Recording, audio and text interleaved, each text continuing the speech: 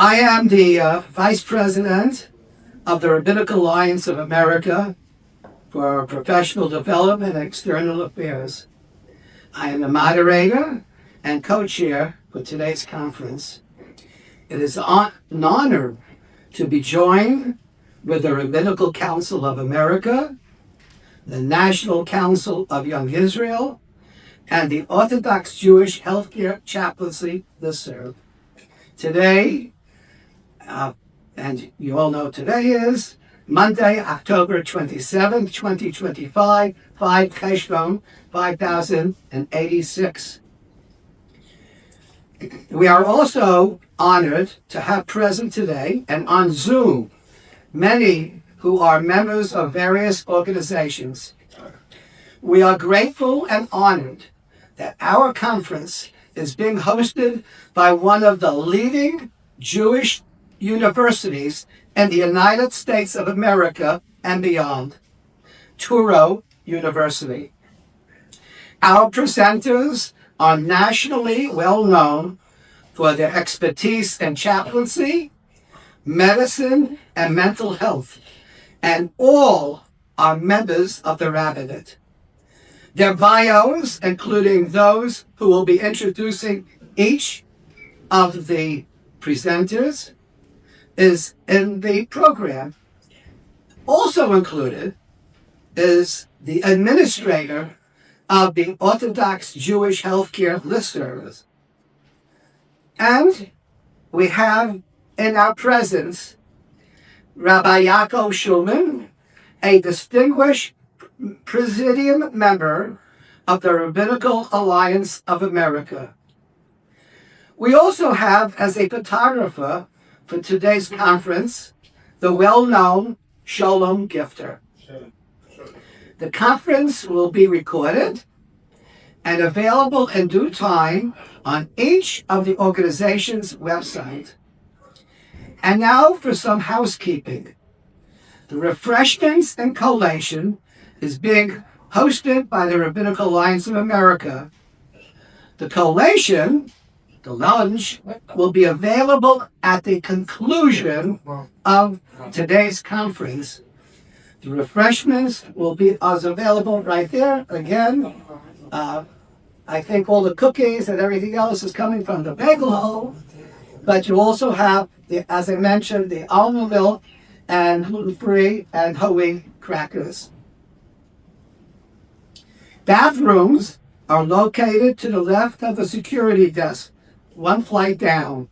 Please ask security if you need to go or you want to make sure where they're located.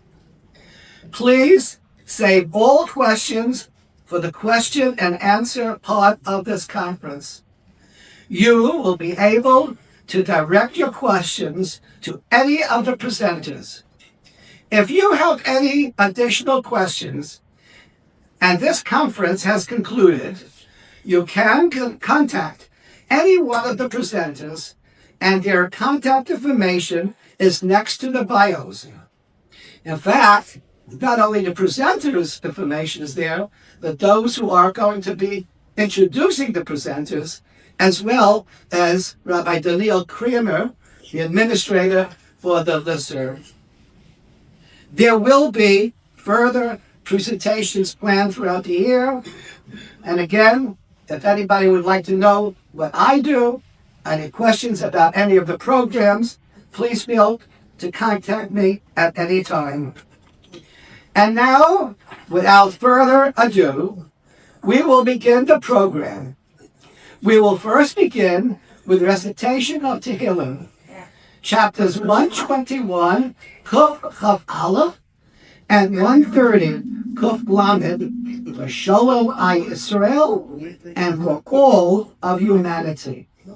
It is an honor to call upon Rabbi Daniel Kramer, a dear chaver and colleague of mine, and the administrator of the Orthodox Jewish Healthcare Chaplaincy Listserv, to lead us with the Tehillim. Please say it along with Rabbi Kramer.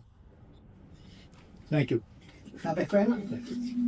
Shir Lamalot, Esainai El Haharim Me Ayin Yavosli. אז לי מעם אדוני, עושה שמיים וארץ. הייתן עמוד רגליך ינום שומרך. הנה לא ינום בישר, שומר ישראל. אדוני שומרך, אדוני צלך על יד ימינך. יומם השמש לא יכך, וירח בלילה. אדוני ישמרך מכל רע, ישמור את נפשך. אדוני ישמור את יצאך ולך, מידך ביד עולם. שהמעלות לדוד, שמחתי במיני בית אדוני נלך. עמדו וירדנו בירושלים. ירושלים הבנויה עיר שחברה יחדיו. ששם לא שבטים שבטי גם עדות לישראל להודות לשם אדוני. כי שם ישנו חיסל למשפט חיסל לבית דוד. שאלו שלום ירושלים. ישלום להם בויך.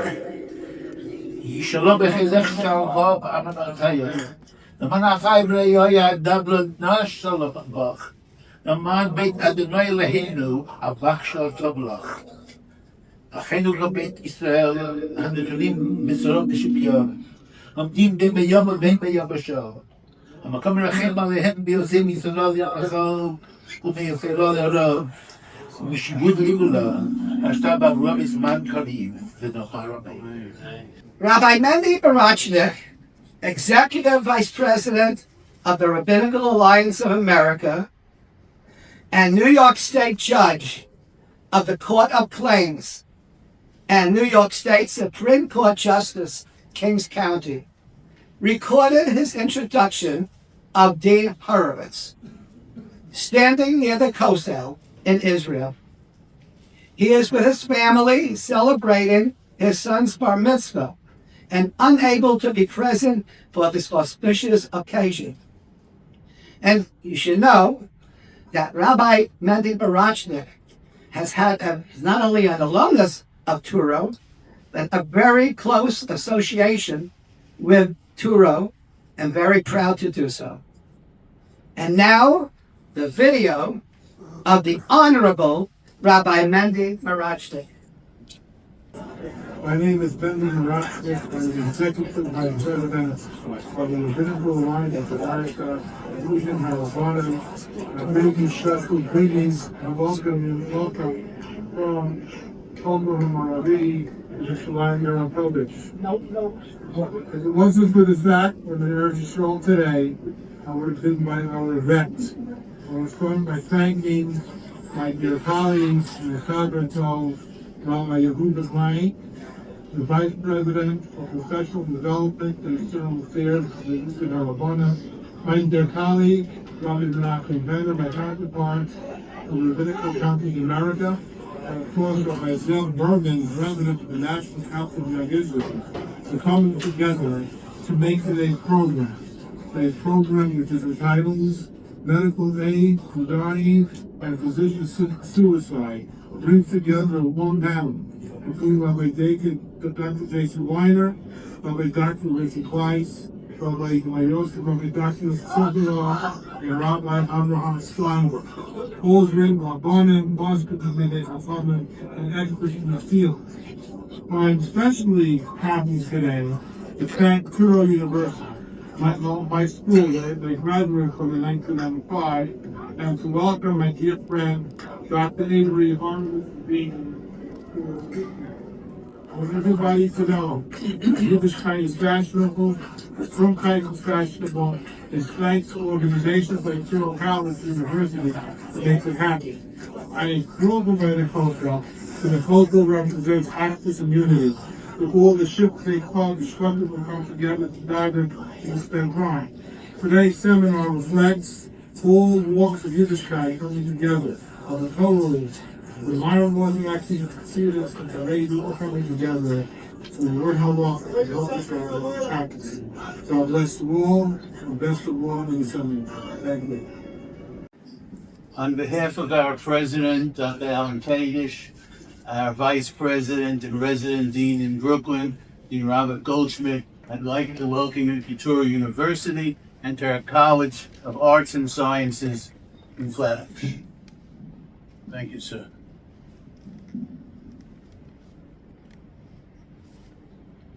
Just the term Orthodox Jewish healthcare chaplains has two components that are very much connected to Torah, that are very much aligned with Torah. Okay?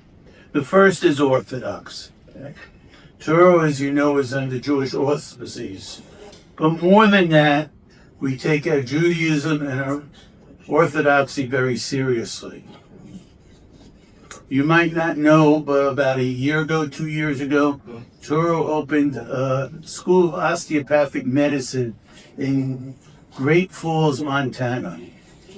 I don't know that there are too many Jews there. I know there are a lot of cows, but I don't know if there are too many Jews there, okay?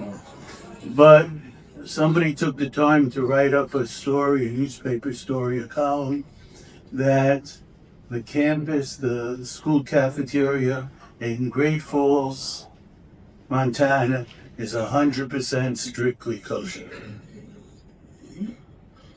If a week or two ago you wandered around New York to different Torah campuses, you would find that even in campuses where students were off for the Sukkot vacation, there were sukkahs outside for employees, for the public.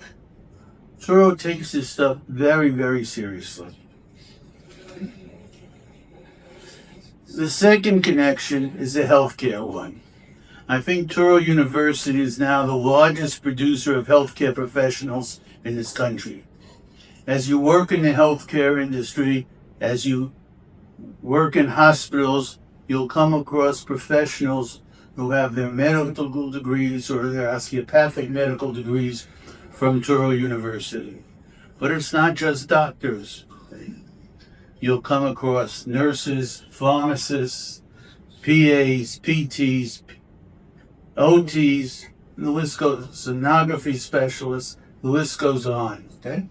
Torah is really, really leading the way in terms of healthcare. Having said that, I want to say we could use your assistance. We need your help in spreading the word about Torah, and more specifically about spreading the word about the Flatbush program, Lander College of Arts and Sciences. Okay? We run a very high quality program here, and it's very important for us that we attract students who share our aims, share our values, and can move on, graduate from Torah and move to professional programs, whether it's a professional program affiliated with Torah or it's a professional program offered by a different university. Let me offer a story and a little bit of advice. Many years ago, we were putting together a poster advertising our advisement office. One of my jobs, my main job is in advisement. And we came across this template that we decided to lift, borrow, whatever right term you want to use. Okay? Starts with some questions. Random questions. The Dodgers going to win the World Series. What's for supper tonight? What color is the black box on an airplane? How do you get to Carnegie Hall? You've heard some of those questions before.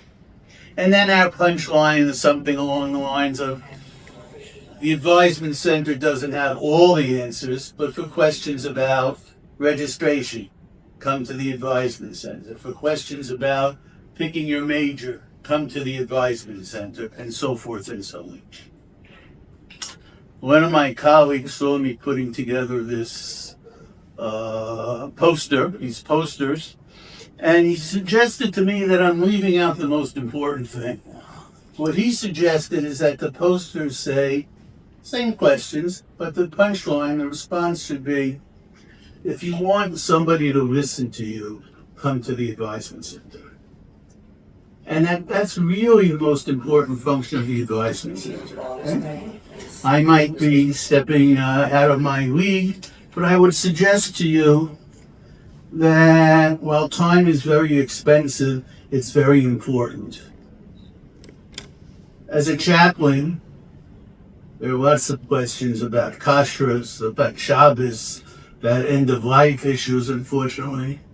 But I would suggest that many of your patients any of the families of your patients really need someone to come and sit and listen to them. That listening is a lot more important than the specific advice for some people.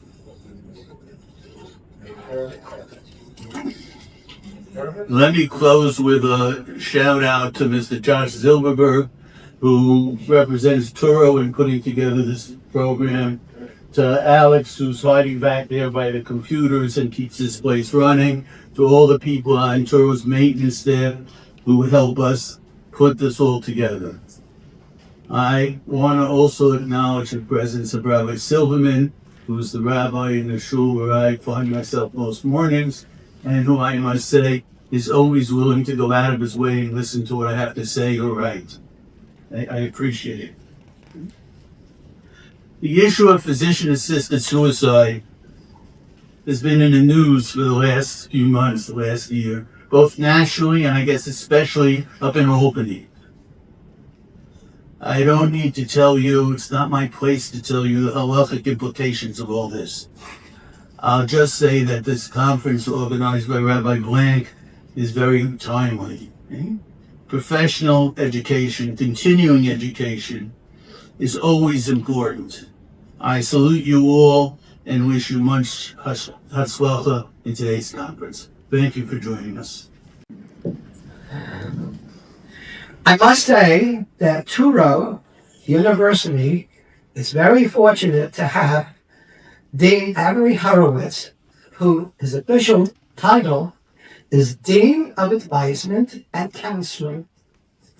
I also just want to mention that in our audience, we have Adina Siegel. She is the Jewish Outreach Social Worker at Caring Kind.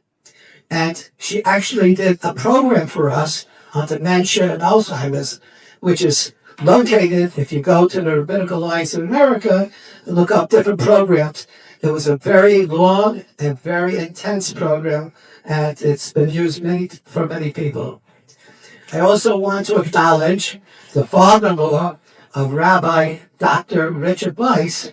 Dr. Mervyn Verbert is the chair of the Department of Sociology for Turo University. It's an honor to have you here as well. It is now my honor to call upon Rabbi Simcha Silverman, who is my conference co-chair. Rabbi Silverman is the Director of Spiritual Services at Blenheim Hill Hospital. Rabbi Silverman is also the Rabbi of Eitz Chaim of Flatbush and a member of the RAA Chaplaincy Commission. He will be offering words of chaplaincy inspiration, and he will also be introducing our first presenter, Rabbi Dr. Jason Weiner. Good morning. Thank you very much, Rabbi Blank. For me, it's an honor to go immediately after Dr. Horowitz. As Dr. Horowitz mentioned, I have the special privilege of davening together with Dr. Horowitz. I serve as Rabbi at Eitz Chaim of Flatbush, where Dr. Horowitz is a gabbai, part of the administration, but more importantly, just a pillar of the shul. And so to me, it's truly an honor to have, I wouldn't call it both the worlds of my shul and my work at the hospital converge, but most importantly, two very, very significant segments to be together. And so thank you, Dr. Horowitz, for your warm words, and thank you to Turo College for hosting this beautiful seminar this morning. Rabbi Blank doesn't like when people go off script. He likes it to be predicted. What are you going to say? When are you going to say? And give it to me 3 weeks in advance. So the one thing I want to do is go off script for a moment and acknowledge what Rabbi Kramer had said, wishing Rabbi Blank a hearty mazel tov on his upcoming wedding, b'shar tov v'mitzlachat, b'ezrat Hashem yisbarach. And just a very small token of appreciation on behalf of the chaplains that you serve and do so much for, Rabbi Blank, we wanted to present you with a sefer called 102 Stories That Changed People's Lives. You're an individual that changes people's lives every day. And we hope that this can be a source of inspiration to you. Perhaps you may even see an article with a story quoted from here, with a small card which just says Mazel Tov, with appreciation to Rabbi Blank for all that you do for the profession of chaplaincy and for each individual chaplain. May Hashem grant you the koach to continue doing so much for so many. Cheshvan Tavshin Pei, October 2025. Rabbi Blank, you are appreciated, you recognize, and we thank you for all that you do. Thank you.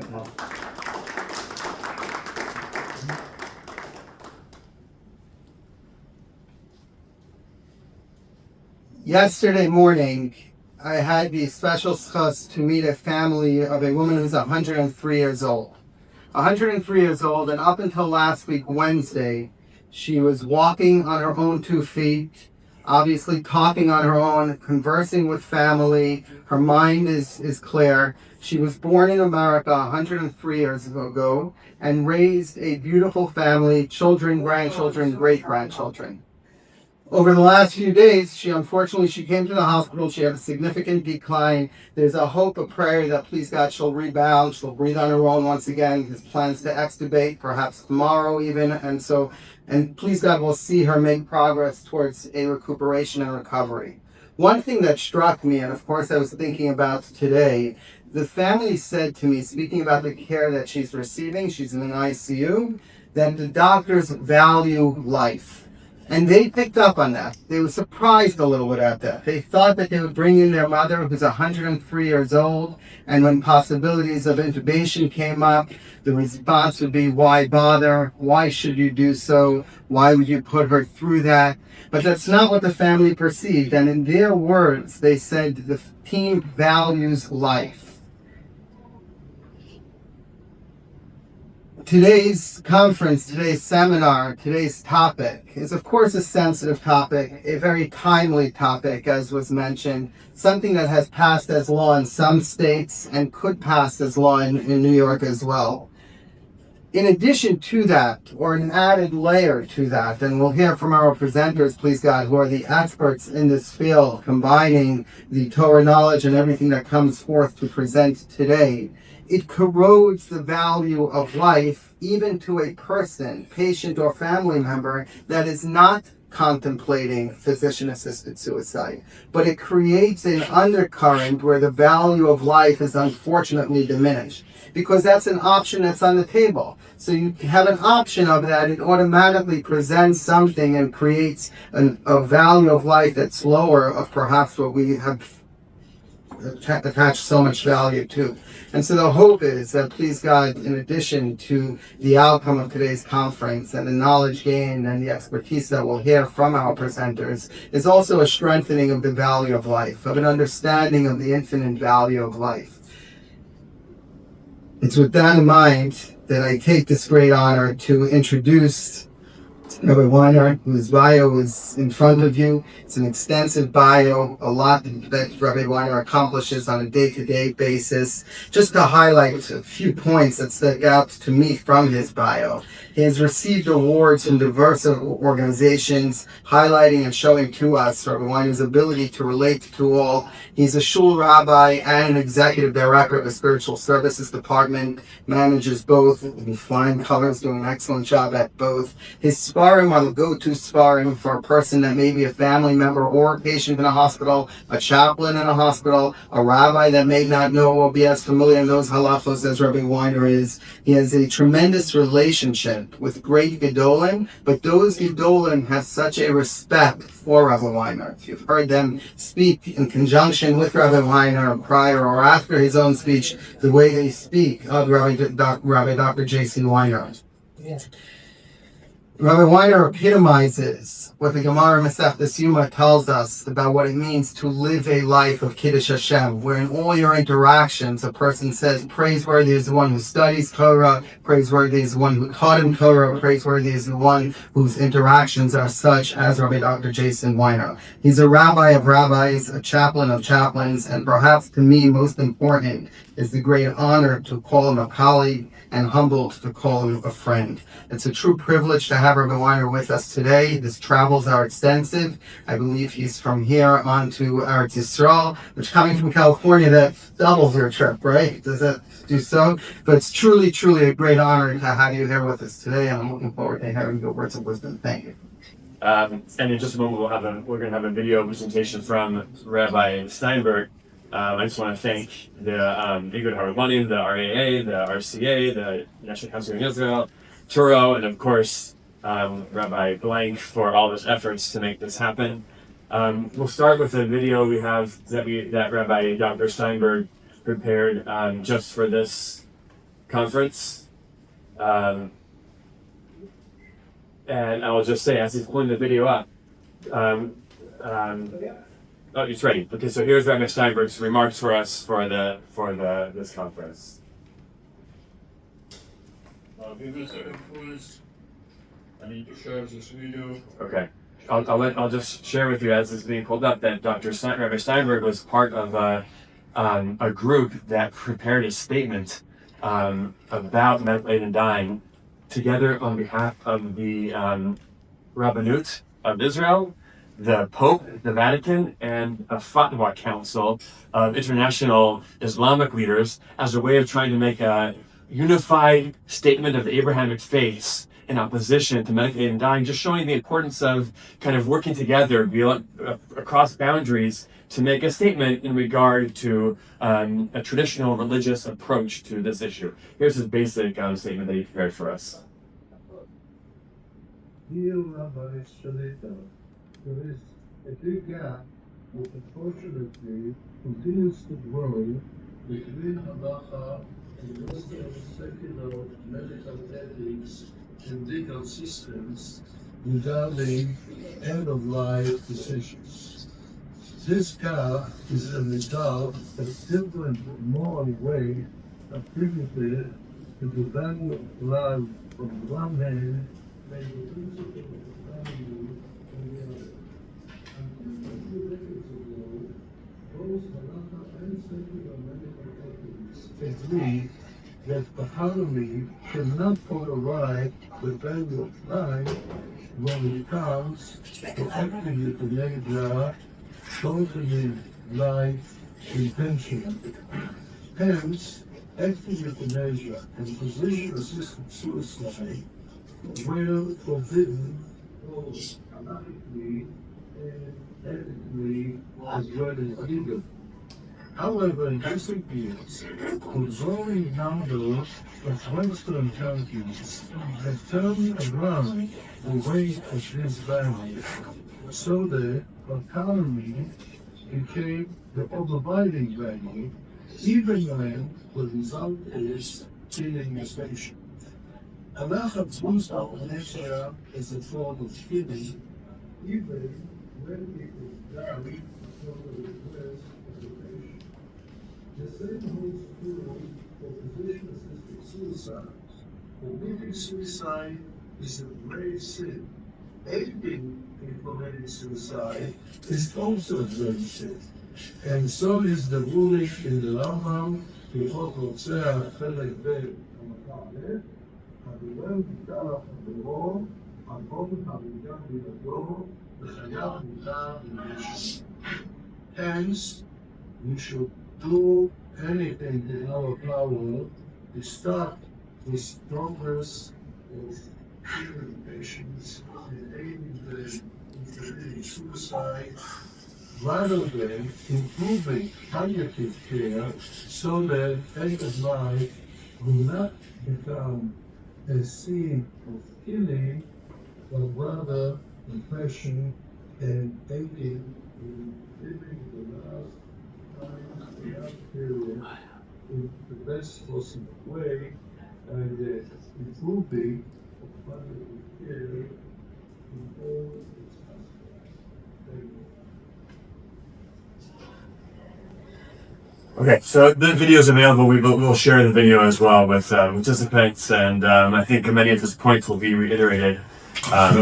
Okay, so This topic obviously is very important, as has been discussed. In California, where I live, it's been legal now for 10 years. And so what I'll share with you this morning briefly is some of the issues that we have faced in California, the things that we've learned, both what we anticipated and then some issues that we did not anticipate that arose and that I would like to share with you to help you in case it does become legal here in New York or other places where people might be listening to hear some of the lessons that we have learned. When it became legal in California, that was in 2016, we had a lot of debate how we were going to react. And actually, so I serve as the rabbi of a hospital, and it's a Jewish hospital, Cedars-Sinai Medical Center. And my position was that we should not allow it in our hospital. We typically don't have specific issues that we don't allow in our hospital, whereas Catholic hospitals, for example, there's many things that they don't allow in their hospitals. And I thought that we should take the same approach. And we actually arranged a debate. This was becoming such a contentious issue. And they prepared a debate where I was debating, obviously, the side of not allowing it in our hospital. And they put up as my debate opponent, Brittany Maynard's husband. Brittany Maynard was one of the first people in California who took her life through medical aid and dying. She had to move to Oregon in order to do it. And she was a young woman who had a glioblastoma, and she, suffered a lot. And he told this whole story, and he got everyone in the audience crying. And then he finished speaking, and he got a standing ovation. And then they said, "Okay, Rabbi Weiner, now tell him why he's wrong." It wasn't fair to begin with, and it was quite a challenge. But my argument was that a Jewish hospital, in addition to obviously the halachic concerns, but my argument was that the whole reason for the existence of Jewish hospitals was because there was a time in America where Jewish patients were not treated equally, were oftentimes not even welcome, and where Jewish doctors couldn't get jobs. And so we created in America, actually in American history, 113 Jewish hospitals over the history of the United States to give opportunities for Jews to have access to healthcare and to have jobs. So I felt like our role as Jewish hospitals is to make sure that those people who are most vulnerable have a place to go. And so I felt that if our raison d'etre is to help the vulnerable, well, the whole concern with medical aid and dying is that those people who are most vulnerable are at risk of being taken advantage of. And I felt that we shouldn't allow it in our hospital because they might be taken advantage of. It becomes a subtle coercion, or there's people who don't have access to healthcare in cases which they might be subtly coerced.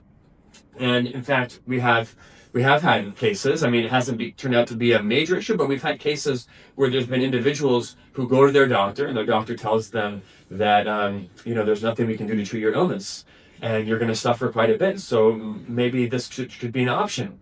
And then the person has to go to a second doctor. And I remember one case in particular that I was consulted on, where that second doctor, the specialist, when this patient came to his office, he said, if she was my patient, I could treat her. This is not a terminal illness in my practice. But the doctor that she went to, it's not his specialty.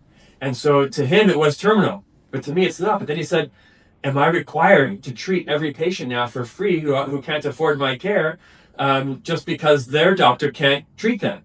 So I said, yes, obviously, that's lo tamod adam reacha. Yeah. So he did, thank God. But then he told me later that his colleagues have shared with him cases where the same issue came up, and the referring doctor just signed off. Because the law is you have to have two physicians sign off. And the second physician, sometimes there's been cases where they sign off, even though they could have treated the patient. But they feel like, it's not my role to mix in. So the point is, you see that sometimes vulnerable patients could be taken advantage of, and there is the subtle coercion, and it's a fear. In addition, there's a major fear, and I'll share some examples of this when it comes to medical aid and dying, slippery slope. Sometimes there's a lot of safeguards built in to the laws, and they seem great. But over time, these safeguards erode. And I'll share with you examples of how that's happened already in California in the 10 years since it's been legalized, and the ways in which we are seeing the slippery slope occur.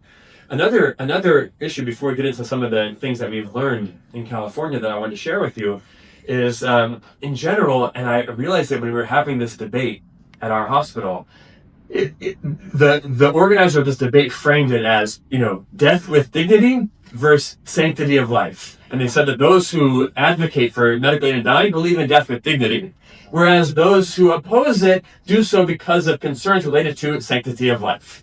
And my argument was, it's totally misunderstanding. The concept of dignity, of human dignity, of Tselem Elokim, that comes, Kavod HaAdam, Kavod Brios, that comes from the sanctity of life. If it wasn't for the sanctity of life, there would be no human dignity. That's where we get dignity from. So it's not, you can't say it's sanctity of life versus dignity. Dignity arises out of the sanctity, and therefore you can't argue that it's death with dignity when it's a contradiction of the sanctity of life. So the whole debate was set up in a way that actually doesn't make sense from a Jewish religious perspective. That it's not death with dignity versus sanctity of life. It's all sanctity of life, and therefore that only allows certain types of dignity which we consider to be appropriate dignity. That human dignity rests in the sanctity of life. So, anyways, I lost the debate. To make a long story short, I lost. I fought for it, and at the end of the day, the hospital said, you know what? There's nothing that's legal that we don't allow in our hospital. And so we're not going to fight it. And it's allowed in our hospital. In fact, it's happened in our hospital. In fact, in California, it's happened I think we have all the data. It's happened 4 times in hospitals. It's happened thousands of times in the state, usually not in hospitals. The majority of times it's actually been in our hospital. I'm sad to share. So it happens. So it's happened. So we've learned a lot along the way. I'm not saying it happened because I was countenancing these cases, but it's happened. So one of the first things we did right before it became legal was we every year we have Rav Asher Weiss Shlita comes to our hospital to speak, and we asked him that year before, right for him, it was that summer when it was becoming legal. We asked him to speak about it. In particular, what the doctors in our hospital were worried about was this End of Life Options Act. That's what it's called in California. It includes the expectation that there be, if someone's not willing, of course someone can make a conscientious objection and not participate. But if they don't, they have to make a referral. In Canada, it's even stricter. In Canada, they have to make an effective referral to someone who will prescribe the medications, or actually, in Canada, it's actually euthanasia, someone who will carry out the end of the patient's life. Otherwise, they can lose their license. And also as chaplains, part of our question was, what if we get referrals to see these patients? What should our attitude be? And so when Rav Asher Weiss came out, and we had him speak, it's all recorded, though he actually afterwards, he gave us a tshuva that he wrote on the topic. It has not been published yet, though he just shared with me that his new Sefer of Shas and Tshuvas is actually at the printer right now. And he didn't tell me, though, if this tshuva is in the Sefer, but I think it is. I got the impression that it is. But we have it here. So you have an advanced copy. Here's special, for attending this conference today, you get an advanced tshuva. So here's what he told us. Before we look inside, he said, I introduced him. I said, Rabbi Weiss, we are turning to you. Can we make referrals? How should we relate to such patients? And, what should our attitude be? And he got up and he said, I remember him saying it kind of like a facetious way. He said, Rabbi Weiner, in the past I respected the questions you asked me, but this is so simple. He said, of course you can make referrals. Of course you can see such patients. If they have a request, you should see them and you should take care of them. Obviously, he's not talking about actually assisting someone in the process of getting the prescriptions and 8 and 9, but to make a referral to someone who would. So he said, of course you should. I would prefer that you do. So we were all a little confused. What do you mean you want us to make these referrals? We're obviously a little bit surprised. So let's read. I'll read to you some of his tshuva and then explain to his reasoning, and then especially bring it down to a chaplaincy perspective. It's something that he shared with me once on a related case, and then you can understand where he's coming from and actually the brilliance and the wisdom of his approach. So he writes here first. You see, you have the tshuva there. If you look in the second paragraph, he's talking about this issue of effective referral. And he says, Reishis davar omer sheyesh levakesh lechapes makom lahakel b'shela zu mishtei sibos. He says, I want to be makel here. If you don't have, there's plenty of sheets here. I want to be Makil here for two reasons. Hey, there's more here. He says, I think we should find room to allow physicians to make referrals to someone who would do this for two reasons. What's the value here? Number one, he says, Mishum hatzorach sheyesh berofim shomrei Torah v'yirei shamayim. It's crucial that we have doctors and healthcare professionals that understand the from community, that advocate for religious values. We need to have people in the hospitals that care about Torah. We all know how important it is to have an ally and an advocate in the hospital that understands Yiddishkeit and from values and helps us to ensure that Torah is honored in the hospital. So you have to have from doctors. The people that can help from Jews. And we know that by having from doctors, they can save many lives because they can advocate for the values of their from patients. We need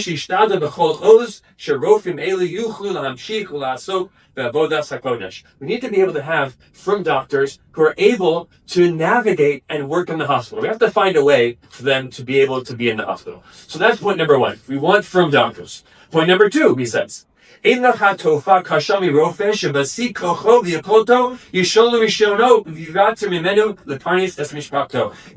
worse than a doctor at the peak of their profession to lose their license and the ability to make a parnasa for their family and the lipol la'ol al tzibur. So because of these concerns that we need to have from doctors. We need to have from healthcare professionals. We don't want them to have to lose their license. ומשום כן, יש להשתדל למצוא דרך לאפשר לרופאים יראי השם ליפול במסגרת חוק זה שנכפה עליהם. We have to find some way for doctors to be able to still be doctors despite this law. Of course, he concludes, there's no way to making a referral. Then there's nothing you can do. If you can't do it, you can't do it, and we don't try to outsmart the Torah. But his first point is that we need to have from people in hospitals. And if it's possible to find a way for them to navigate, despite these challenging laws that are being introduced, we have to find some way for them to navigate. So here's his main point in the next paragraph then.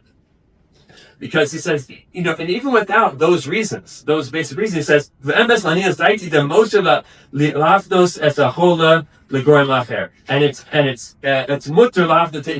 mutter to make a referral to another doctor who will will actually carry out this. Why? In a case where someone could go to someone else anyways, it's they're on the same side of the river. It's not Livnei Iver. Looks at the Mechshol, as it says in the Avodah Zarah, Davav Aman Beitz. In this case, it's not Trei Aved Nahara because if one doctor doesn't care for a patient, somebody else will. So if I say, I'm not going to help you, then other doctors are going to help this person. Now you might say, okay, it's not Livnei Iver, but there is another Isser. And that is, what about Misayeya? Okay, they could do without you, but you're still helping them. What about Misayeya? So he says, Yesh min achronim shekasu de'ein ze el b'misha mesayeh b'shas maisa ha'avera v'lo b'misha mesayeh b'shlav mukdam. It's only, he's pointing here, the Ksal Sofer, Binyan Zion, and Meshu Davar, that mesayeh is transgressed when someone helps at the moment of the avera, but in an earlier part of the action, it's not mesayeh. And one more point that we'll read that he says here also the Nir Od. Furthermore, Beninu Didan, to Ein Ze Messiah Klein, he says, I don't even think this is at all Messiah. To Eino Ela Mifane Oso Ligori Macher. You're simply passing them on to a different healthcare professional, Shuyatapa Vovakashoso, that person will help him. Vein Ze Doma Kala Messiah Va'ad Kan Lo Matsino Isser Messiah El Misha Ozer Lo the Ensez Maisa Vera. So Rav Asher's first point is that it's not Messiah. and it's not misbehavior, because it's not, as long as you're not actually carrying out the action, to be able to help the patient and just simply refer them to someone else is not part of the story. One more point that he makes here, says, with the most of the hadgish in the bottom paragraph there, kama yeshid stire al kol hamagma lahakel rosh beibud atzma ladas. Now, I want to make it clear. I'm not trying to be makil about this issue of medical aid and dying. That we cannot take lightly. He says, "V'alo b'fi hashkafas torasenu hakadosha achayim heim lo zchus b'lvad el af chova kadosha." It's a holy obligation to prolong life. In Judaism, we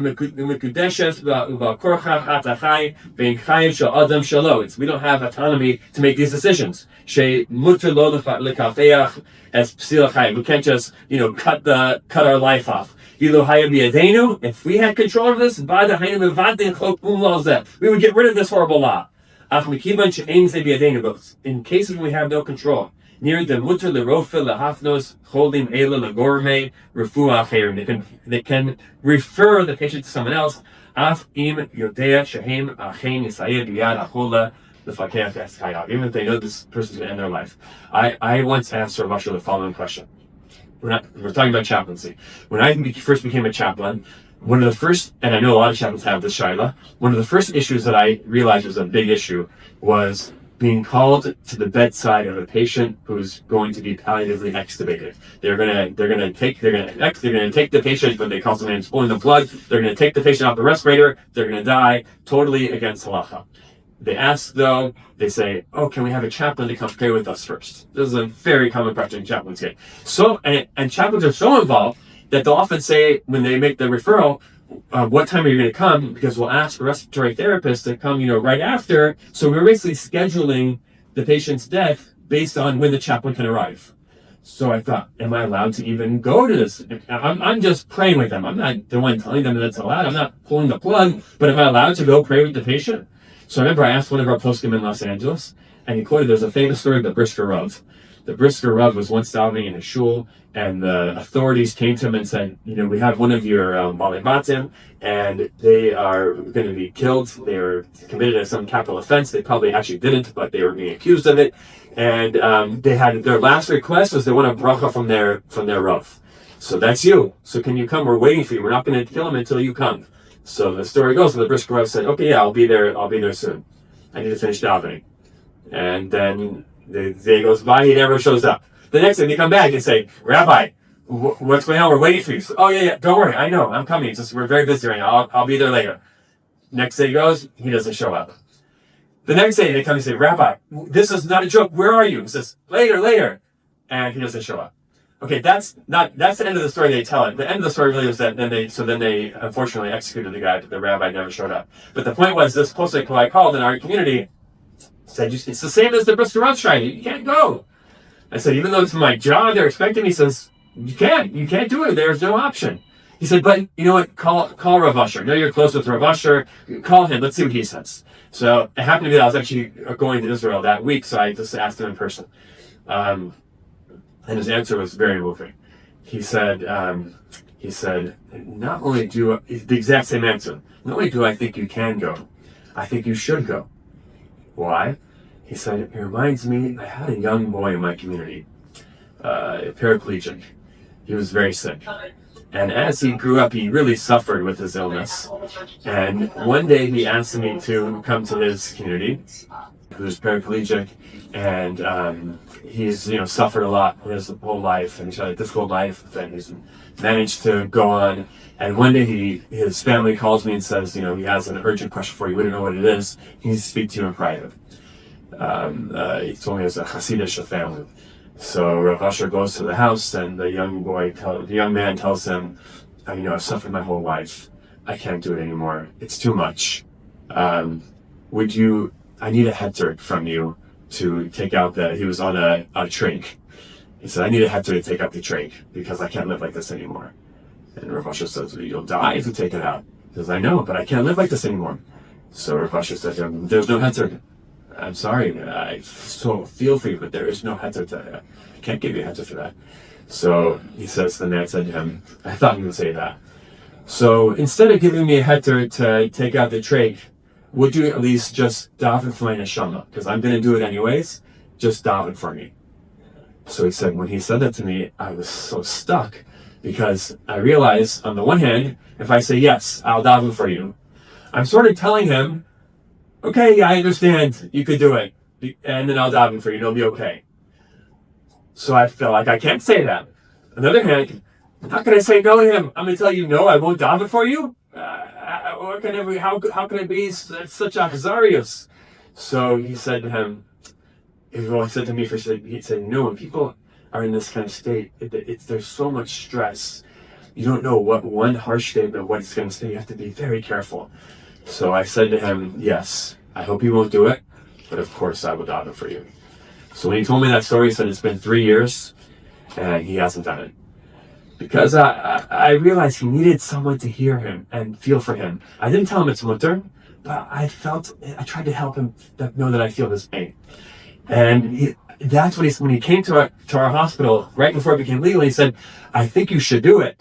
What he was saying was, and he was clear about it, not that you should actually make the prescription, not that you should actually encourage it, but he says, if patients are going to be asking about this, who do I want them to ask? Someone who thinks it's a mitzvah, and then later dying, and it's going to encourage them and say, oh yeah, it's great, it's allowed, go for it. Or someone who actually has moral concerns about it, and who when they look at them and talk to them, they realize, okay, maybe I should have some COVID roche about this issue and not take it so lightly. And he said, I want you all, as from healthcare professionals, to, first of all, I need you to be working in hospitals. I need you to find a way to navigate. So you need a hector in this regard, but I need you to, so he said to me, he's like, you should go to the patients when they're having this terminal extubation. And of course you can't say it's allowed. And if they say to you, Rabbi, this is allowed, right? You can't say yes. You can't say, oh, yes, it's allowed. Normally, it says, they see me as a chaplain. They see you not as a posek. They see you there to provide emotional support. They're not asking for a heter. If they ask for it, there is no heter. But oftentimes, and this does happen a lot, there'll be a different question they ask. For example, in California, I don't know about here, sadly, cremation is increasing a lot. We have a fund in our hospital that if someone is going to be cremated, if they're willing to change and have a traditional, if we're on today, we pay for their burial. We'll pay for a traditional burial. So oftentimes I go to this exhibition, which is happening against halacha. And we say, vidui, we daven, and they'll say to me, do you have the number for the local cremation? This is a question we get as chaplain. And I'll say to them, I don't have the number, but I'm just, can I tell me more about why you're choosing cremation? They often say, well, it's cheaper. I say, oh, what if I told you we could pay for a traditional burial? Oh, really? Yeah, okay, then let's talk about that. And there's been a number of cases where that happened. So he said to me, by you being there, you have the opportunity to help in other ways. You never know how you can help. Sometimes maybe they won't do it. Other times you help in other ways. It's important to have you there so that you can have a positive impact. In fact, at that event, someone raised their hand. She said, I'm an anesthesiologist. Can I be an anesthesiologist for an abortion? An abortion that's against halacha. And actually he wrote, this is not in that tshuva, but he wrote a tshuva in response. I have the tshuva here as well. And we won't read the whole thing, but here's what he said. He said, the mardi b'nituach hapalas ubar neged halacha. Being the anesthesiologist in this case, he says, first of all, number one, Aleph, he says there, the point is, she was not helping the actual abortion. And furthermore, in base, he writes, the anesthesiologist's job is not to do an abortion. The anesthesiologist's job is to make sure that the patient's not suffering. To make sure a patient's not suffering, that's a mitzvah. So obviously it's a very fine line. But it's a complicated issue because one thing that we have found in California, but we really learned this initially from Oregon, where medical aid and dying became legal first, and they have the most data on, is that in Oregon it was actually about 50-50. Patients have to receive the medication, right? The way it works in America, not in Canada, it's worse in Canada. In America, the patient receives the medication, or medication not really the right term for it, but the drug, and then they have to self-ingest. So about 50% of the time, in California it's about 40% of the time, they receive the medication, but they don't do it. they get it, but they end up not doing it. So one of the things they looked at in Oregon was what induces a patient not to do it? Are there things we can do to help them make that choice not to do it? Because it's one thing they're going to get the medication, but they might not do it. So Rav Usher's point, his argument was similar to that case with this man in his community. Sometimes having compassion helps them to feel like they don't need to do it. In Oregon, one of the things that they looked at was, I'll tell you two interesting things. I'll tell you one more issue and then I'll wrap up. They asked the patients, why are you doing this? They assumed the number one reason would be depression. They thought people are depressed and that's why they do it. That's not what they found. They found the number one reason why patients made this choice was because they wanted to have a sense of control. They wanted control over their dying process. And the theory is that sometimes once they have that control, meaning now they can do it whenever they want to do it, they don't feel they need to do it anymore. Because now they're like, okay, I have control, I'm in control. Now, the reality is, and we'll have a psychological perspective soon, the reality is that from a child's perspective, a lot of this is what they call terror management theory. Sometimes people are so afraid, they need to feel like they have some sense of control over the reality of their impending death. Because these are all patients that have a terminal illness. And it's not actually curing their illness, but they need to feel like they have some sense of like control over it. And so this makes them think, it tricks them into think that they have control, which they really don't have. But from a chaplaincy perspective, sometimes we can help a patient simply by listening. One thing they found in Oregon was that the amount of time doctors recorded that they spent listening to the patient correlated with how likely the patient was to do it. The less time the doctor spent talking to the patient, the more likely the patient was to do it.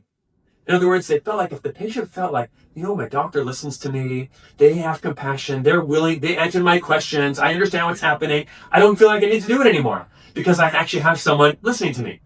In fact, and I put the article on the back sheet there just so you can have the article if you're going to look it up. I don't think it's on that page. But one thing they looked at was clergy. They asked the people, is your clergy, have they been, not that they support medical aid and dying or not. That's not the issue. I think we're clear here today and not supporting medical aid and dying. But were they compassionate to you? And patients who said that their clergy was compassionate to them were less likely to do it than patients who said their clergy was judgmental towards them over their decision. So it's a complicated, fine, tight rope to walk. But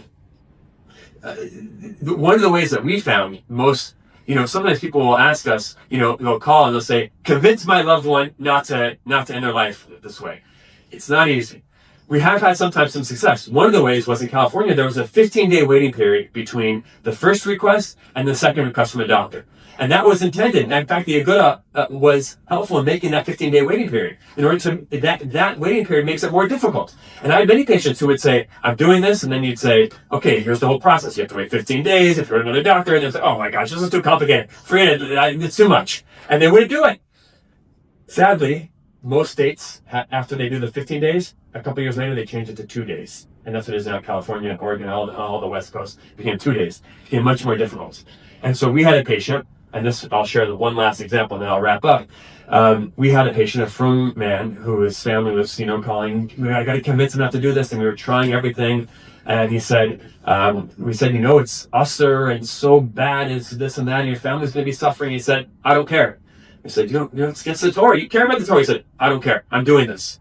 And as much as we tried to convince him, he was adamant. He was a firm man, Shomer Shah, everything was totally a firm man. But he did it, and he did it, and he died. And I will never forget, this was one of those questions we didn't anticipate. We called the Chaver Kedisha, and normally the family member called. Now on the death certificate, they don't put aid in dying as the cause of death. They put the underlying illness, which is a whole philosophical, debate what's really the right thing to do. But the family, when they called the Chaver Kedisha, this was one of our first frum people that did it. And they said to the Chaver Kedisha, okay, sadly our father just ended his life by medical aid and dying, and we need you to come pick him up for the burial. And they said, whoa, wait a second. Did he know what he was getting himself into? I mean, they said, yeah, he did it anyways. They said, I don't think we can bury him.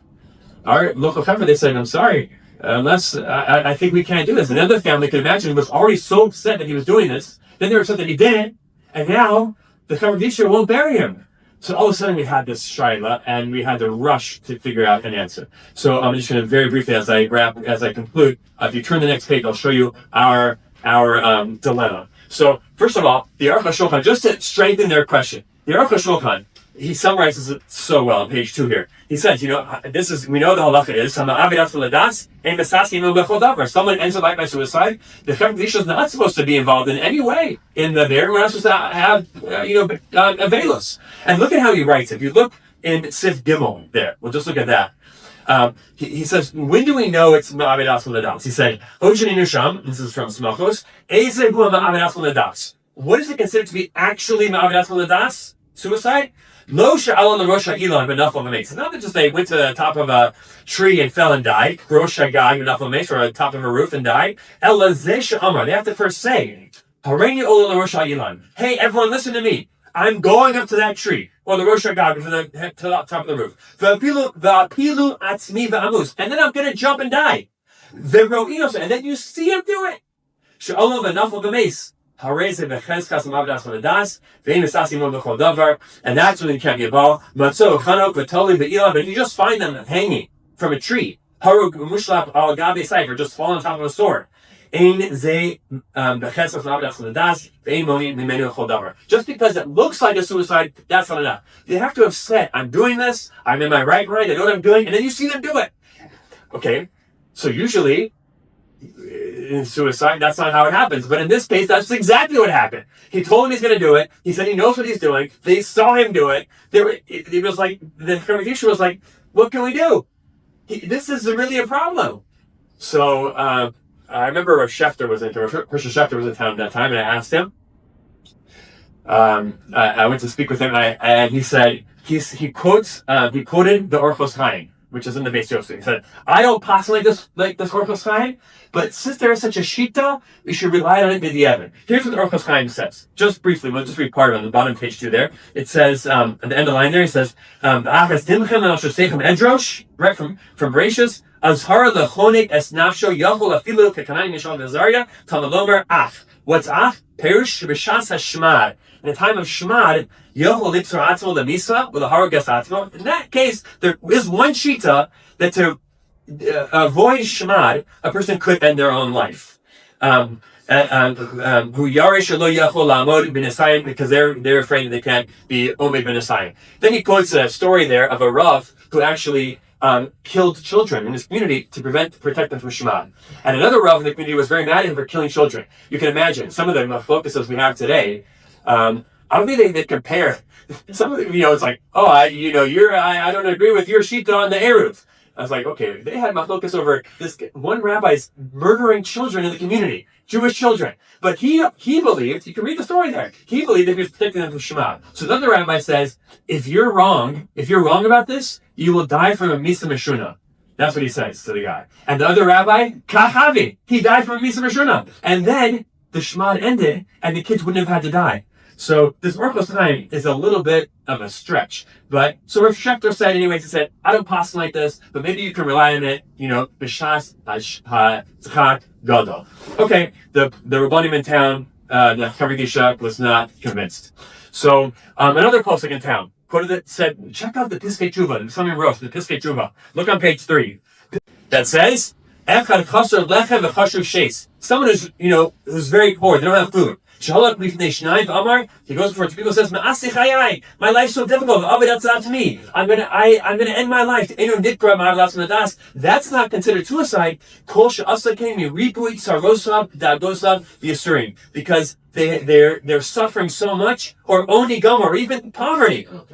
That's his argument, right? The Samim Rosh says someone who ends their life out of such pain, that's not considered ma'avedas l'das, and therefore maybe ain't going to be made kol davar. There's one problem with this source. The Samim Rosh. The Samim Rosh is known as a forgery. And in fact, here in the Piskei Tshuva himself, it says, La Geshbanga de Harosh chasim, right? That's when he quotes the Chassam Sofer, calls it Kizvei Harosh, not the Kisvei Harosh. And in fact, when I called, ultimately I said, myself personally, I always call Rav Asher Weiss with my trials. At the end of the day, he's my posek. And so I said, we need to call Rav Asher Weiss. I asked him, I said, one of the Rabbanim in town quoted the Masami Rosh. He said, no, we can't, we're not still not on the Masami Rosh. However, there are other posek that say it. For example, we won't read it inside, we're out of time, but the Marsham here. The Marsham there, just one sentence says, that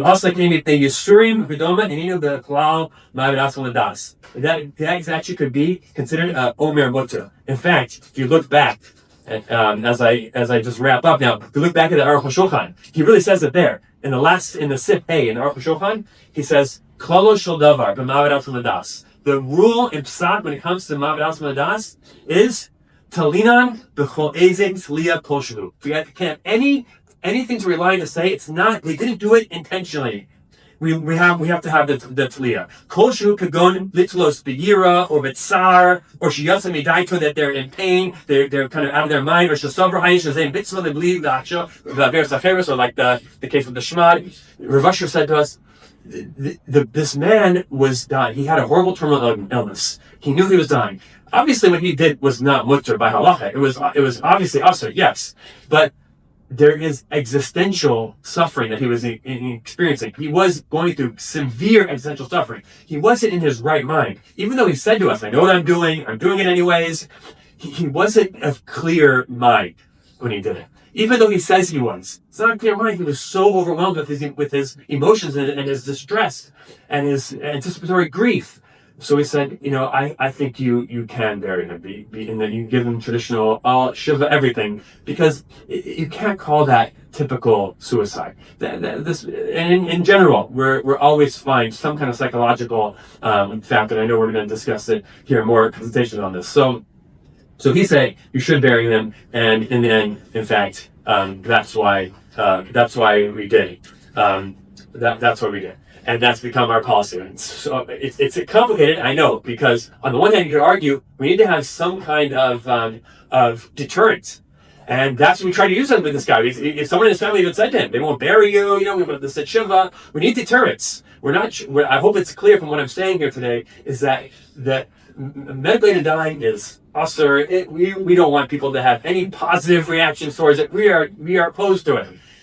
At the same time, so we want to have the deterrence. At the same time, we're trying to find that balance of having compassion for the individual, hopefully helping them to make a different decision, having compassion for their families, recognizing the intense emotional and psychological suffering that they're undergoing. And so we're trying to find a way of being very clear in our opposition, while at the same time finding ways to ensure that from healthcare practitioners could practice medicine, the chaplains can be involved, help patients, hopefully help enable them to make a different decision, and to have compassion for the individual. Just like one posek who I heard discussing this said, Shlomo Zalman Auerbach has a tshuva where he says that in a case where a patient is terminal and suffering, and it would be mutter according to halacha based on the Gemara Ksubas that you could daven for them to die. You couldn't kill them, but you can daven for them to die. In such a case, you could still be mechalo Shabbos to bring them to the hospital if they needed to go to the hospital on Shabbos. Even though in the back of your mind, they're suffering so much, you want them to die, you still mechal Shabbos to save them. So he said, same thing is here. We're trying, it's kind of like Klagin and Dibor, we have in our mind at the same time, the Chomer HaIsser, at the same time as we have the compassion for the individual and the desire to enable for people to practice medicine. So it's a tightrope. But I think by having conferences like this and having great organizations that can help us have these conversations, and great posting like Rav Asher Weiss and other people who deal with these issues, we can hopefully navigate them. Hashem should save us from having to deal with them. Maybe be able to reach the time of Bila Matzah Nesach L'Malch Hashem L'Kim Dimel Me'al Kol Panim, when they'll just be Mashiach, so we don't have to deal with such horrible issues that we have in Galus. And may it come speedily, and I look forward to it. I know that my colleagues here, we've talked to them already, they have incredible insights to add. There's much more to be said that I didn't get to, because I know that they're going to share that right now, and so I'll turn it over to them without further ado. Well, Rabbi Blank, grace Yishakayach to you for this wonderful event that we have, and for all the events that you've done in the years past. When Rabbi Blank asked me if I would do the honors of introducing Rabbi Dr. Weiss, I felt very, very privileged, and I think more than anyone else in this room, I think I have a tremendous, more of a connection with Dr. Weiss, Rabbi Weiss, than most people here. I had the source of meeting Dr. Weiss at a function such as this like 20 years ago plus. And we started to talk. He had introduced himself to me, and at the end of our conversation, when we were exchanging experiences and different issues, at the time he was the Rav of the Israel Hillcrest, I believe. He told me, he took out his card and he said, if you ever need to call, if you have a shaila or anything, please feel free to call. Well, 20 plus years later, I really can't keep track of how many times I've called Dr. Weiss with shailas in real time. As we know, as was mentioned before by Rabbi Weiner, we come across very, very difficult and time-urgent situations where we need a answer right away, immediately. And I've had many occasions with where I've been, you know what it's like, end of life, the similar cases. Can you perform a kfura because you hear that it's a potential of suicide, or can you be present at a time where they're going to be extubated, patients, different things. We all know what this is. This is what we say in the morning. We don't want to have to go through this. We should never have it, but that's the world we live in, and we do encounter this on a day-to-day basis. I'd like to just say that it's been a tremendous privilege to have an alliance with Rabbi Weiss. Many, like I said, more than I can count or recall. We've had many instances, but there's one particular instance, a case that was very complicated and it needed the hadracha and the direction. And the medical team was on board that this patient wanted to do things according to halacha. And it was such that we even had a conference call that Dr. Weiss aligned himself on, and the doctors were there, the medical team was there, the family member was there who had to bear this burden of what to do. And I was so taken at this particular incident. There was such, not only the knowledge, as you're going to see, what a big Talmud Chacham, and the knowledge of being that Dr. Weiss is a physician, the connection between the combination of the two things together. There was a tremendous pastoral presence and a compassion and an empathy that Dr. Weiss displayed and exhibited, and everyone heard how he was with the patients. So I can go on and on. I have a lot of cases, but I'm not going to, because it'll take away from this presentation time. Again, we like to call Dr. Weiss to please come and present.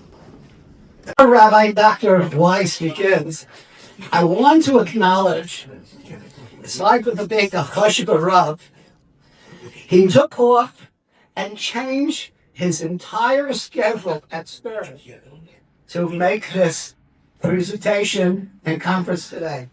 So on behalf of all of the organizations, we have tremendous hakaras hatov and appreciation for you doing that and for you going to present today. Thank you so much.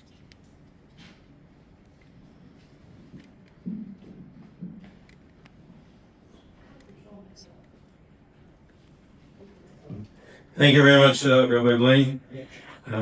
You should know, Rabbi Blaine, I don't know if my students were disappointed or not. I teach at a small, not very well-known university in Manhattan. Shiv University during college, but thank you very much. Thank you very much, Ray Krieger. It's been my privilege and pleasure and to be able to get to know you by phone largely and in person a little bit, and to thank you and all the chaplains for everything that you do is reflected and demonstrated by Dr. Weiner and all that you do. I want to thank all the supporting and sponsoring organizations, and all those who are present as well. I'd like to begin actually with not hiding. I'd like to begin with if we could show one video, which one it is, and just the first half of the first 3.5 minutes of it. That's the one. Correct, right? The one on top. Correct. That one. Thank you very much.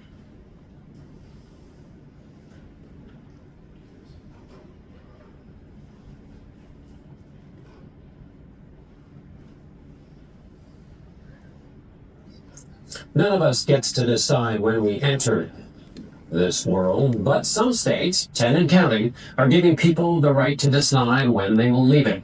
The day, the hour, the minute, and the way. Nikki Batiste in Voorhees, New Jersey, has tonight's Eye on America. When we visited Barbara Goodfriend's home in New Jersey, we found it crowded with family and friends, a place that seemed full of life. So it was hard for us to process that this is where Goodfriend was determined to die in less than 24 hours. It's been a week of family, friends. We've done a lot of crying, but we've laughed. Last April, she was diagnosed with ALS. The disease attacks the nervous system, robbing people of their muscle control. Goodfriend is 83, a widow who spent decades working in fashion while raising her only child. A doctor told her she might not live through autumn. She deteriorated quickly, falling. The cause, she told us, were the bruises on her face. Rather than suffer, Barbara has chosen medical aid in dying, also known as MAID. A doctor prescribes a mixture of lethal medication, but the patient, who must have 6 months or less to live and be of sound mind, must administer it. This is not euthanasia, where a doctor gives a patient a lethal injection. That is illegal. Do you want to die? No, But you don't want to live the way that correct. your face. What do I could is to be in a wheelchair, to have a feeding tube. Why did you want to share your story? I hope that something will get done, something will be accomplished, so that others can have the privilege that I'm having. MAID is currently legal in 10 states and Washington, D.C., but 8 other states are considering similar laws this year. Hello. Hi, I'm Dr. Plumer. Dr. Robin Plumer has attended nearly 200 deaths in New Jersey, where MAID has been legal since 2019. So I need to ask you formally, are you sure today's the day? Absolutely. Okay, and you know that when you drink the medicine, it's going to cause you to fall asleep and not wake up. It'll be a peaceful, dignified death. Do that. And you're all ready for that, okay? I'm so ready. Oh, I'm so sorry. The law doesn't require Goodfriend to have a doctor at her bedside on her final day, but she wanted Dr. Plumer there. You're going to drink this medicine and drift off into sleep, and you're going to just feel all the love and support. Goodfriend says no one tried to talk her out of it, and her daughter Carol helped her through the process. I think the hardest part in all of this is to support something so difficult and so contrary to what you want to do. The ultimate love that you can give somebody is to respect their wish, to live the way they want to live, and to die the way they want to die. I'm not afraid of dying. Yeah. I was afraid of living. Yeah. We spent the last day of Barbara Goodfriend's life with her and her loved ones, the room full of unmistakable emotions. But the calmest one there, the woman in the bed who made the choice to die. For Eye on America, I'm Nikki Batiste in Voorhees, New Jersey. Thank you. Yeah, there's another after the death. That's what I want to say. Thank you. Needless to say, some of what I want to share overlap with Rebecca Weiner and reinforce that which she had expressed. Not that he needs a reinforcement, but the information and ideas are certainly worth reinforcing, and as well as to present some additional specifics that I think are important, as well as at the outset that a slightly different or additional but different perspective as well. Last month in Switzerland, there was a Holocaust survivor by the name of Ruth Posner. She lived with her husband in England, but she wasn't able to legally do this in England. So she and her husband, in their 90s, she escaped Treblinka, and she with her husband went to Switzerland to a clinic there to engage in medical aid in dying. Switzerland, they took whatever medications together, and they died. That was last month in September. I mention that not only because of the fact that it's very sad, considering she was a Holocaust survivor, but I mention it in particular because she did not have a terminal illness. And with that, I'd like to express the idea that I feel it's very important to have an appreciation and even respect for medical aid in dying legislation here in the United States.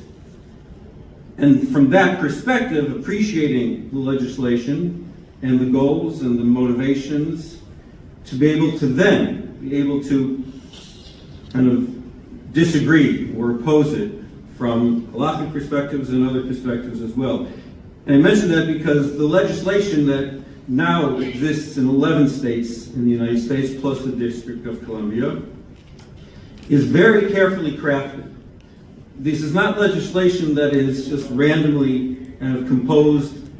It's done very carefully. Dr. Weiner referred to certain parameters that are associated with, like having two physicians corroborate with the concerns that you mentioned as well, in terms of whether the second one will always corroborate or will dissent if necessary. But the legislation has been very carefully crafted. For a person to initiate a request, the person has to be 18 years old or older. The average age of a person involved in medical aid and dying is in the 70s. The person has to have what's known as decisional-making capacity. That is something that has to be determined also by two physicians. Decisional-making capacity is a technical, clinical assessment evaluation. It's not just the person is alert, person knows his or her name. It requires a much more elaborate evaluation of a person being able to process the information, understand the implications, be able to understand what the decisions are. It's much more. It's called decision-making capacity, sometimes referred to as competence. The person also has to have a terminal illness. A terminal illness in which the prognosis is the person will die within 6 months or less. 6 months or less. And that has to also be determined medically well.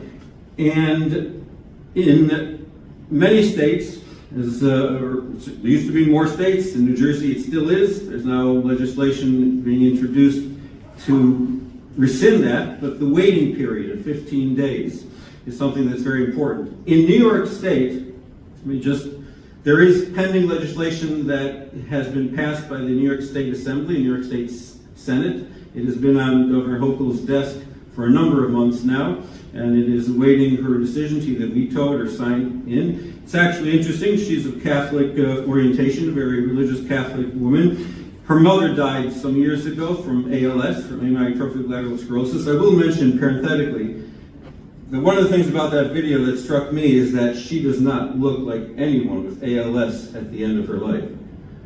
She looks very... People at the end of their life with ALS generally are on or need to go on ventilators, have significant respiratory distress, difficulty breathing. She may, I'm sure she has ALS, but from that perspective, it seems like she would have had perhaps some significant period of time.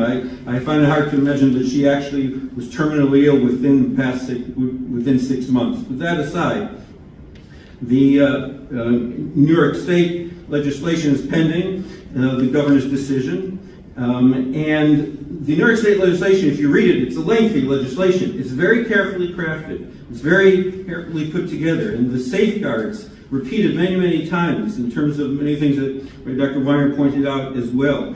And the requirements of determination of decision-making capacity, the requirements of terminal illness within 6 months, the offering of and counseling in terms of other options of palliative care, the options of other alternatives, all of the possibilities are considered. I believe there are some flaws in the legislation, which I will focus on shortly, but the legislation is very carefully crafted, and it is something that is not random, and is something that does take into consideration patients. Patients have to initiate on their own. For example, New York State legislation and elsewhere, a patient has to submit 2 requests to the physician, 1 written, 1 oral, and it has to be witnessed by witnesses. The witnesses cannot be related to the patient, cannot have any kind of consideration in terms of being an heir. There's very careful safeguards that have been introduced into these legislations that make it very, very difficult in general, clearly with important exceptions, as Rabbi Dr. Wynn pointed out, would make it difficult to kind of abuse the process. And the medications that are used are also things that have been developed over the past number of years. Medications that are used, there actually is, it's a new field in medical aid in dying.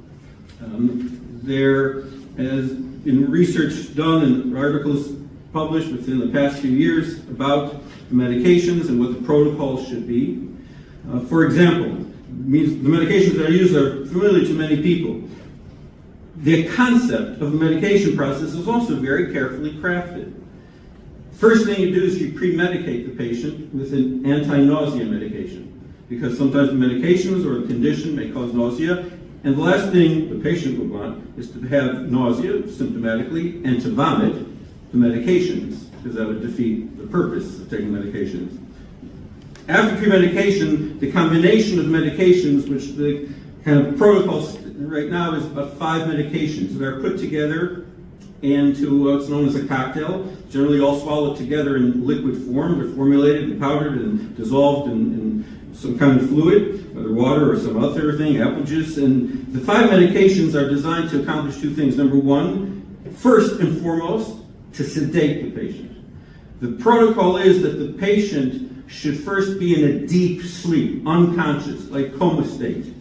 And then the medications that are designed to actually terminate the person's life are then kick in. So the goal is, that's when one of the artists points out, it would be tragic if the person is not fully sedated and starts to have an irregular heart rhythm, an arrhythmia, or difficulty breathing, and they're conscious aware of it. That would be horrible. But in the research that has been done, the combination of the sedatives and what are known as cardiotoxic drugs, drugs that are toxic and detrimental to heart function as well as respiratory function, have been very effective. So the list of drugs is very interesting. Digoxin, digitalis. Many people take digoxin, digitalis for heart failure or for other arrhythmias. So digitalis is one of the drugs. But just to give you an idea, normally a person takes digitalis, anyone who knows, takes, let's say, 0.5 milligram. The recommendations for digitalis are like to take about 100 milligrams. 100 milligrams. That's a very large dose. Very effective in accomplishing medical aid in dying. That's just one of the drugs. Diazepam. Diazepam is an anti-anxiety medication as well as sedatives used to treat seizures. So it's certainly used as a sedative to create a deep sleep. And the normal dosing for diazepam, for example, is, let's say, a range of 2 to 10 milligrams. The dose that's normally given in medical aid is 1 gram. It's 1,000 milligrams. Again, very high dose, very effective. Morphine. Morphine is typically used. It's a narcotic that is used for pain control, moderate to severe pain control, as well as to relieve symptoms of respiratory distress sometimes, breathing issues. Here it's used as largely also to create a degree of somnolence, of sleep, sedation. Morphine also as a narcotic creates a feeling of kind of a calming effect, as well as morphine is a respiratory depressant. It depresses the breathing center in the brain, and therefore that contributes to death. The normal dosing of morphine is, let's say, a high dose would be 10, 20 milligrams or so. This person, normally the protocols are the person gets 15 grams. 15 grams. These are shiurim not according to the Chazon Ish necessarily. They're large shiurim, but I'm not going to say Chazon Ish shiurim. Amitriptyline, 4th drug, is a typical common antidepressant, tricyclic antidepressant. It's also a sedative, and it also can create arrhythmias, abnormal heart rhythms, which contributes to the person's death. Normal dosing is, let's say, up to, let's say, 300 milligrams. Amitriptyline dosing for medical aid in dying is 8 grams. 8 grams. And then lastly, phenobarbital. Phenobarbital is a barbiturate, used to treat seizures, for example, but it is also a very powerful sedative. and it also causes heart irregular rhythms in the heart, as well as respiratory depression. Normal dosings, let's say, about 60, 70, 80 milligrams or so 5 grams are given, medical aid in dying. So the combination of these 5 drugs are very effective to create first sedation, and then respiratory depression, cardiac arrhythmias, and the person dies. The flaws with the medical aid in dying in New York State and many states is the following. So first, the 15-day waiting period, Rabbi Ryan pointed out, is very, very important. So New Jersey, as I started to say before, has such a stipulation, but there's efforts now to do away with that stipulation. The idea there being, as Dr. Ryan pointed out, is the person gives time to think about it and perhaps change their mind. The criticism of that is that patients who have to wait 15 days to actually implement, there are many patients who die during that period of time, and therefore were deprived of the opportunity. I'm not sure why that's an issue, because if they died in that period of time, so then thank God they were able to die hopefully peacefully and in an environment that didn't require any kind of assistance to actually terminate their own lives. But New York State legislation, as is proposed now, does not have that stipulation of 15 days. I think that that's a major flaw with the New York State law. Number 2, the laws have that if the physicians who are involved feel that the patient needs a psychological or psychiatric evaluation to determine whether the person has clinical depression or other durations, then the physician certainly should refer. But it is not mandatory. It's not mandatory that a patient, before actually implementing medical aid in dying, must undergo a psychiatric or psychological evaluation. I'll leave more of the psychological side to Dr. Sokol. I think that should be an absolute requirement in all legislation. Number 3, in terms of palliative care, Dr. Professor Steinberg talked about palliative care. The truth is that, certainly not all, many patients who choose medical aid in dying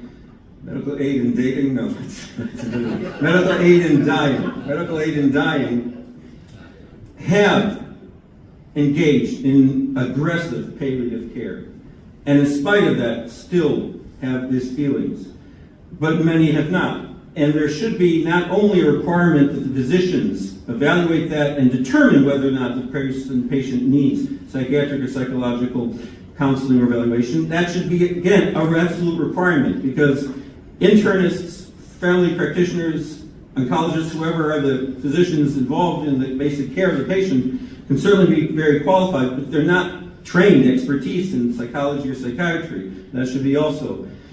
And the New York State, for example, does not specify the drugs that are used. Again, they're not saying that this legislation should dictate the dosage and the exact indications, but it shouldn't just be left kind of hanging. There should be a protocol that this organization, whatever is consulted regarding specific protocols of medications, rather than leaving it kind of randomly. There are appropriate protocols for those who want to accomplish this, and inappropriate protocols can only cause not only failure, but suffering of the patient. So I think those are very important. And the last thing in terms of the flaws is that what's oftentimes omitted, and I think you referred to it also, is that engaging with the patient in understanding what it is that the patient is trying to accomplish. In medicine, we call what's known as a chief complaint. Patient comes in to see a doctor, what brings you here? What is the main issue that you are here? What's your chief complaint? So asking similarly, with respect to people who are interested in engaging in medical aid in dying, what is the main reason? What is it that is motivating you to do this? What is bothering you the most? There's an anecdote that's an actual case that's recorded in a book called Medical Ethics by Dr. Gregory Pence. So he writes the following: a different clinical issue concerns relief of symptoms. Registrar psychiatric palliative care physician John Schuster says it is always important to ask the patient who wants to die, what is the chief symptom that makes you want to die? He observes that often the chief symptom is not what outsiders would predict. One of his patients suffered obviously from air hunger, But that was not his chief complaint. Instead, he missed going to a public park with his trailer. That was his chief complaint. So visits to the park were quickly arranged by hospital volunteers. The chief complaint is often patients, most patients who are engaged in medical aid and dying are cancer patients. Many of them are amyotrophic lateral sclerosis, other respiratory disease, other conditions. Most are cancer patients. And the single most common, as you mentioned, about the reason for the trying to engage in this is the loss of autonomy, the loss of independence. Losing one's independence is a tremendously, tremendously painful experience. Losing autonomy and losing independence, she referred to it in the video as well. And it's very, very, not only scary, it's very, very frightening, but it's very, very painful. The physical pains that people experience are also a major symptom, but not necessarily the main. Loss of autonomy is the single most common reason why patients want to engage in medical aid and dying. And that perhaps can be addressed if there would be a more aggressive, more expansive approach to medical aid and dying. I want to mention that in the idea that the term that I've been using, medical aid and dying, the conference is called medical aid and dying / physician-assisted suicide. So for my presentation, I just want to draw a distinction because it's important to draw a distinction, leaving out the terminology. There actually are medical organizations that have, I think, petitioned to have the term physician-assisted suicide not be associated with medical aid and dying. They don't want the word suicide at all connected with medical aid and dying. With that aside, it is important to distinguish between active euthanasia. It is important to distinguish between a physician assisting in suicide in the way that the physician is much more active. Like, I grew up in Michigan, so my colleague, Dr. Jack Kevorkian, is very, very well known. So Dr. Kevorkian, what he used to do was he used to set up an IV for patients. He used to start the intravenous flow with saline solution, salt solution, and he would have other bags of medications, and then the patient would then flick a lever, and the flow of the medications that would kill the person would flow in. It's very effective, and I don't know that it accomplished the same approach in terms of sedation and then the person dying, but that's what he used to do. But that's different than this. That's actively putting in an IV, getting the medications all set up. In medical aid and dying, this physician was there, but physicians don't have to be there. It's not required. And the patient must be able to self-administer. It cannot be given intravenously. These medications cannot be. Medical aid and dying requires that the person be able to take the medications himself or herself, either orally, or through a feeding tube, or if necessary, rectally. So the physician prescribes the drug. Physician doesn't deliver the drugs. Patient picks it up, or somebody else picks it up from the pharmacy delivers, whatever. The physician is writing the prescription. That's what the physician does. So with that in mind, I'd like to kind of analyze from a halachic perspective, medical aid and dying. As we mentioned before, this Shabbos we read about the prohibition of ma'avid atzmo ladas, that committing suicide is obviously a serious violation of our law based on the pasuk in this last week's parsha Noach. However, your blood of your lives, of your edrosh, I will demand justice for, I will seek retribution for, God says. And the next pasuk says, Shofech dam ha'adam, ha'adam damoy shofech, someone who spills the blood of man will also have that person's blood spilled through man. Keep it selam elokim, asas adam, as was mentioned, selam elokim. We're going to come back and expand upon the ideas of ach and selim, but this is the basis for prohibition of committing suicide. Minchas Chinuch has a very, very big chiddush, very novel approach, which is not considered to be accepted, but it certainly, of course, the Minchas Chinuch is worthwhile to mention, and it does open up further discussion. Minchas Chinuch claims that the prohibition of ma'avid atzmo ladas, person committing suicide, and the prohibition of lo tirtzach, of not committing murder, are two different violations. They are not part of the same. He claims that the Abinatzmo Ladas is not an example of Lo Tirzach, one shall not murder. It's a separate prohibition.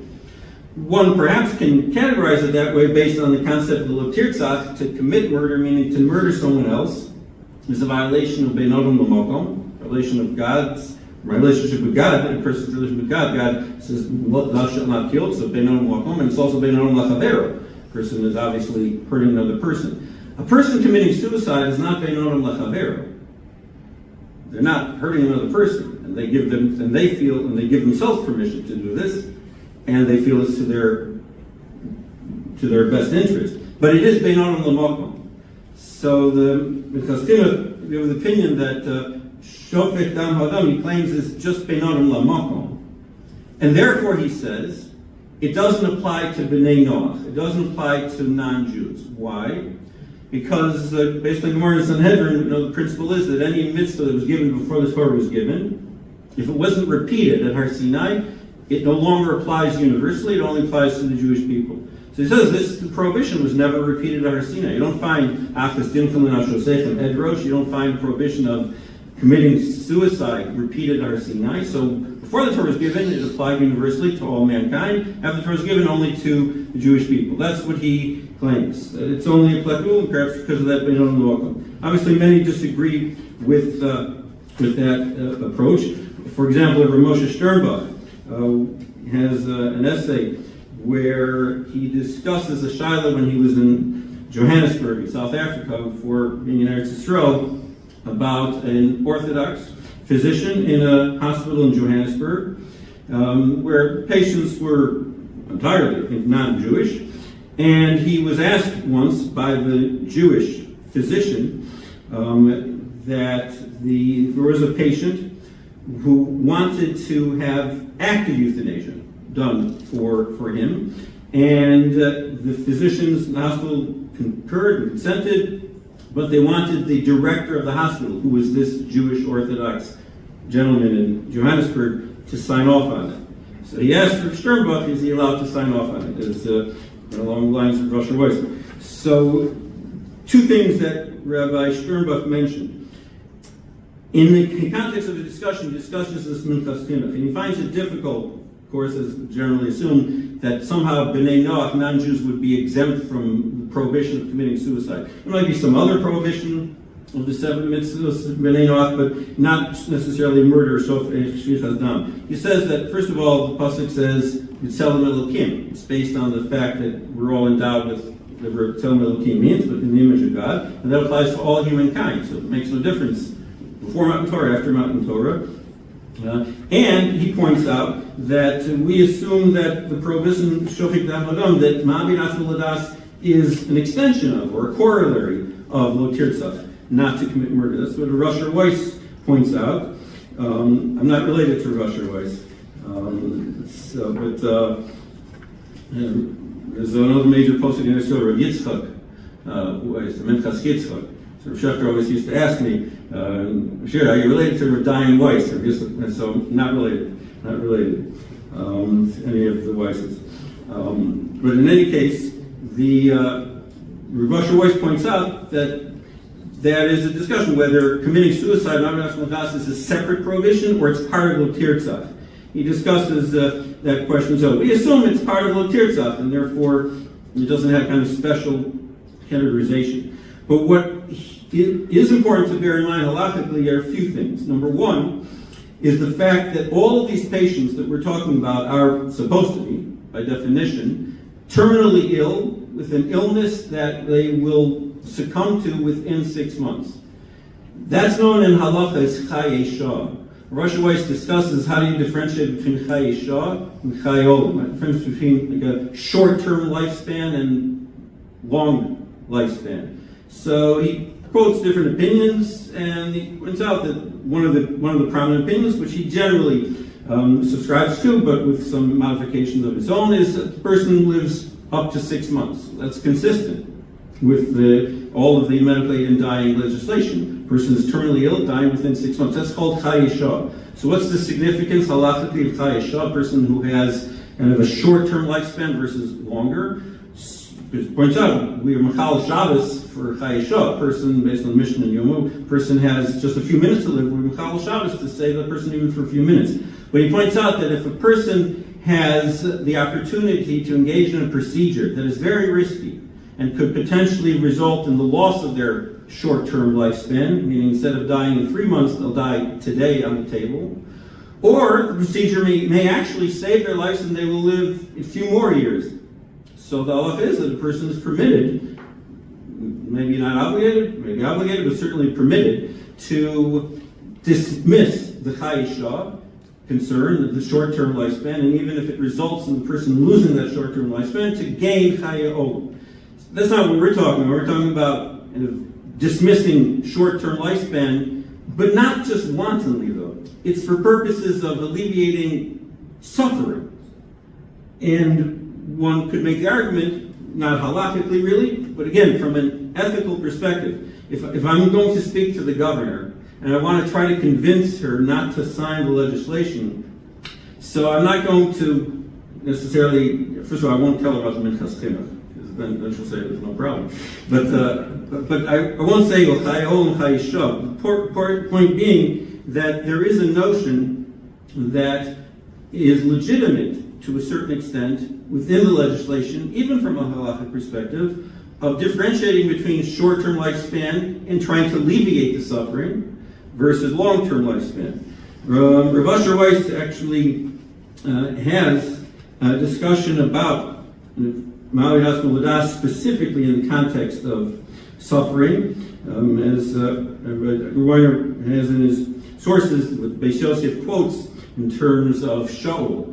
Because with King Shaul, who committed suicide in some form or fashion, whether Shaul was justified or not justified, but the rationale, Rosh Weiss points out, there are two opinions, and that the rationale to support the justification of Shaul having committed suicide and falling on the sword was that he did not want to subject himself to severe suffering at the hands of the enemy, hands of the Plishtim, and therefore, according to some, that would be a legitimate reason to compromise and forego one's short-term lifespan. If he didn't do it, he would have been killed within perhaps a few hours, in order to prevent or alleviate real suffering. So Rosh Weiss has a very, very fascinating distinction. He says, yes, that applies only if the suffering will be at the hands of another human being.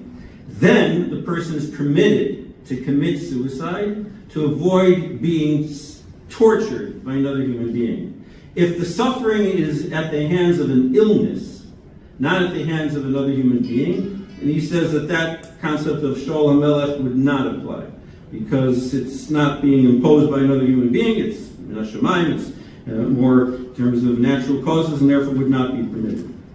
It's also interesting just to mention, and then I want to kind of wrap up with the idea that I think perhaps would more resonate with the governor. For that, in terms of a person committing suicide, taking their own life with this cocktail, and alleviating their suffering or pain. So if one dismisses the Minchas Chinuch, if one dismisses the short term, if one dismisses the idea of alleviating suffering because of the concept of Shaul HaMelech, and it's not humanly imposed, it's more natural causes, there's another consideration in terms of the physician's involvement. Unlike Dr. Kevorkian, the physician here simply writes a prescription, sends it off. So does the physician have to really worry about that so much? So there's an interesting article that many years ago in a series of volume of works, Halacha Refuah, by Rabbi Yisachar Dov Frimer. So his question at that time was, in Eretz Yisrael, there was a Rofei Echad Charidi, Orthodox physician, Manahel Beit Cholim, and the director of a hospital, who was asked to authorize a heter to, in this case again, euthanasia, active lahamit b'samim bor beit cholim, to administer medication. It's not medical aid in dying that the patient takes, it's more the physician, let's say, administering. This person had cancer, but he talks about whether the menahel is permitted to authorize. So he talks about lifnei iver, that physically or not. Dr. Weiner pointed out that discussion in the context in which he did. And then he goes on to say, but that doesn't apply here. Because he says that when it comes to ritzicha, when it comes to loss of life, taking a person's life, shortening a person's life, it isn't the method that is most important. It is important, but not most important. What is most important is the result, the outcome. And therefore, he claims that a physician who writes a prescription for a patient, physician who authorizes someone else to do something, that person is not, Lifneiver is the least of that person's concerns. That's considered to be at least like ground ritzicha, like the person is indirectly contributing to the person's death, indirectly contributing by that signature, by that authorization, because the outcome is what's so significant, and therefore, argue that physicians involved would be in violation of that. He points out that he quotes another Aruch HaShulchan, where the Aruch HaShulchan says the following, because the question that I'd like to conclude with and try to answer is, why is it, as Rosh Weiss points out, and many point out, we assume that if a person has a terminal illness, short-term lifespan, and is suffering greatly, the person does not have to engage in every aggressive treatment. If a person doesn't want chemotherapy any longer, a person doesn't want to be put on a ventilator. ALS patients, it's a old famous discussion, Nishmas Avram quotes a whole discussion about a case from a patient, I think in Haifa, or so many years ago, that both Rishon Zalman Auerbach and Rav both agreed that when the patient who has ALS, more advanced, let's say, than this woman had, and would necessitate being put on a ventilator, the person does not have to be put on a ventilator. The person can refuse. Both Rishon Zalman and Rav. So we know that a person has a right to say that he or she does not want to live longer with the suffering and therefore can refuse treatment. That's b'shev al tasa. That's passive. So then why is it then, if that's the case, so why is it that actively alleviating the person's suffering by administering something, or the patient administering, self-administering, is prohibited? If we're acknowledging that and this is just a little different perspective, that the sanctity, the kedushas chaim, the sanctity of the life is such that the person has the right to forgo their life for whatever additional period of time to live in order to avoid suffering, doesn't have to engage in chemotherapy, doesn't have to be put on a ventilator. And yet, if the person is already on the ventilator, we assume you can't simply disconnect the ventilator if the person will die within short order. So why is it that passive, active, if the goal is the same, why is there a difference in halacha? So Aruch HaShulchan points out that Aruch HaShulchan says that V'afal pi shanu roin, even though we can clearly see shemitzar harbe, the person is suffering tremendously, and v'tov lo hamovis, and it really is in this person's best interest to be able to pass away and not continue suffering. That's the ultimate assessment. Mikomokom, regardless, asur lanu lasos davor lekarev misaso. We cannot actively engage, we can passively withhold treatment. We can't actively engage in something that will contribute to the person's loss of life. Why? V'ha'olam umlo'o shel HaKadosh Baruch Hu v'kach ritzono yisborach. Because the world ultimately is God's world, and that's His will. Meaning, Professor Steinberg quotes also the concept that it's a Gezer HaKadosh Baruch Hu. That's the way God decreed it. Perhaps philosophically, perhaps logically, the distinction doesn't, but that's Gezer HaKadosh Baruch Hu. So I'd like to conclude with suggesting that perhaps the difference is the following. The Pasuk says regarding committing suicide in Shofar Dam Adam, Kibit Tselem Elokim. What is Tselem Elokim? So many interpretations of Tselem Elokim. So one of the interpretations that the Das Mikra quotes is the following. The Tselem Elokim, the etymology of the word Tselem is from the word sail. Sail means a shadow. So God is saying that human beings are my shadow. God is saying, in this world you can't see me, but I'm present. And if you want to appreciate my presence, then look at human beings. Human beings are my shadow. So I think that if we have more than just a neshama. We are God's shadow, like an outgrowth of God, an extension of God, but we kind of represent Him. We're like a silhouette of God. Based on that, every time one person, human being, passes away, a little bit of God kind of is removed from the world. Because that person was one of the components of God's shadow in the world. So that person kind of passing away. So God says, if you have an illness, I don't want my shadow to suffer. I don't want people to think of me by looking at the person as if somehow suffering is what I want. So that person has a right to refuse treatment. But God forbid, God says, that anyone should actively remove part of me, part of my shadow from this world. To actively remove part of God's shadow from this world, that is not permitted, because that removes and diminishes the presence of God and divinity in this world. So a person needs to ask God permission before performing. Besides the physicians, besides the psychiatrist, besides all of that, needs to ask God. And God says, passively, yes. Actively, to actively remove me, no. My shadow needs to stay until such time the person passes, hopefully with a more aggressive approach if possible, with palliative care and other aspects of the person's life, but only passively. To actively remove God's shadow from this world, that would be prohibited. Thank you very much. Thank you, Rabbi Dr. Richard Weiss, not David Weiss, Richard Weiss. I'd like to just add a few things. It's so important that a family, and speaking, of course, to their posek, that have a doctor who's familiar with the halachos, and not just a doctor who knows the medical life with me. On a personal note, my late wife had esophageal cancer. She was diagnosed. We never gave up hope.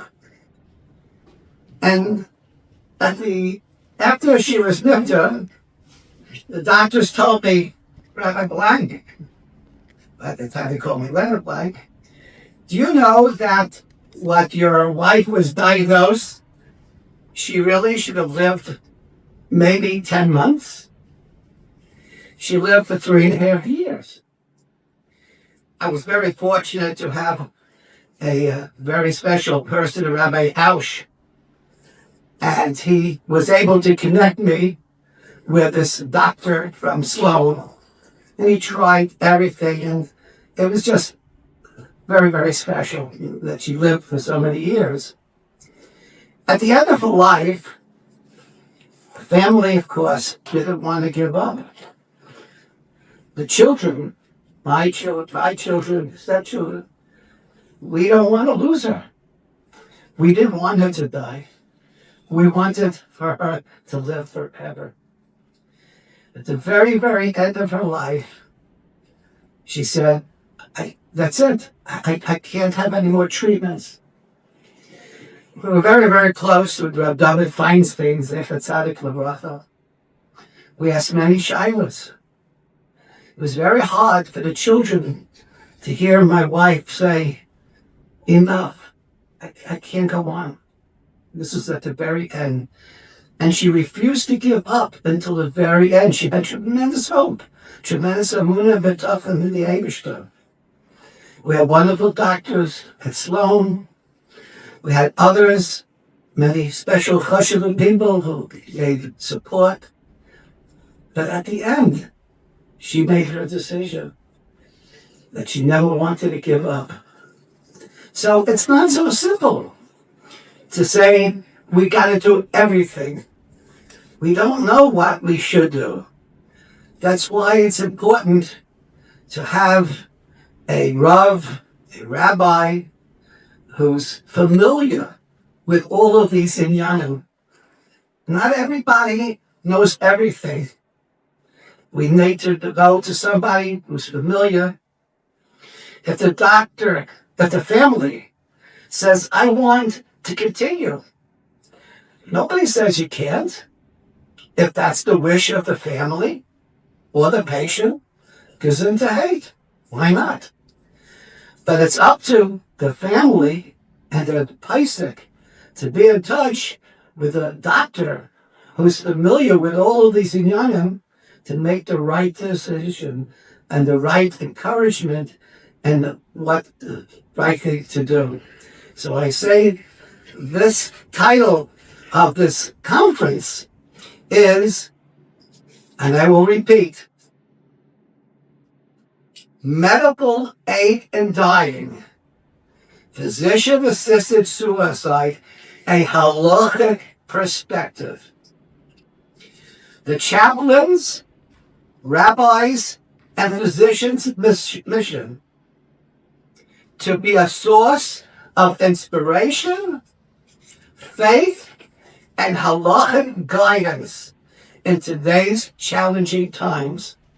It's so important to be able to say and to go seek the guidance of a posek and the guidance of doctors who can work together with the family on helping the family and the patient make the right decision on what direction to take.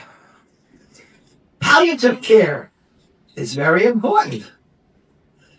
And we had, when I worked for hospice, for MGHS, we had patients who actually graduated from hospice. They received excellent palliative care. But always it was very important to find the right source of halachic inspiration.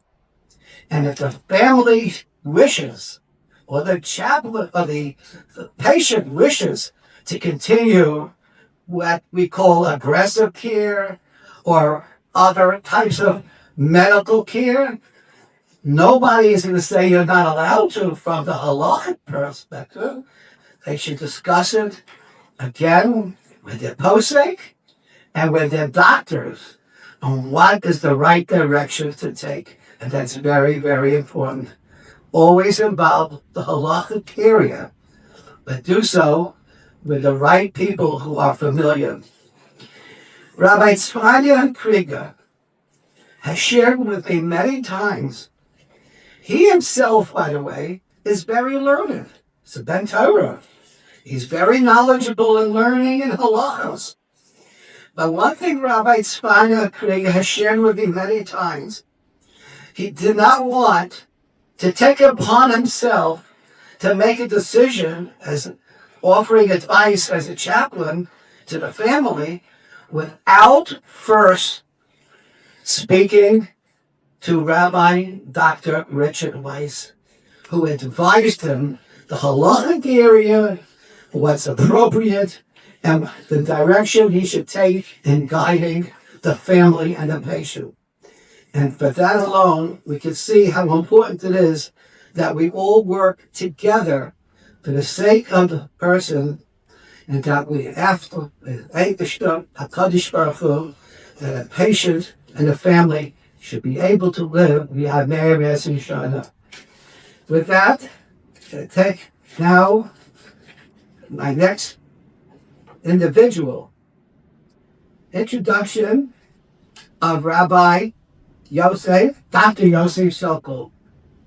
It is my honor to call upon Rabbi Mela Press, PhD, who will be introducing Rabbi Dr. Yosef Sokol. Rabbi Press is the chair emeritus of the psychological department in Truro.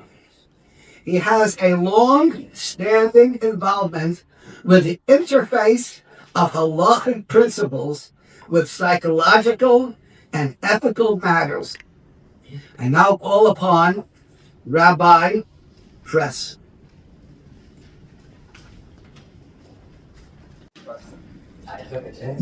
Thank you, Rabbi Black.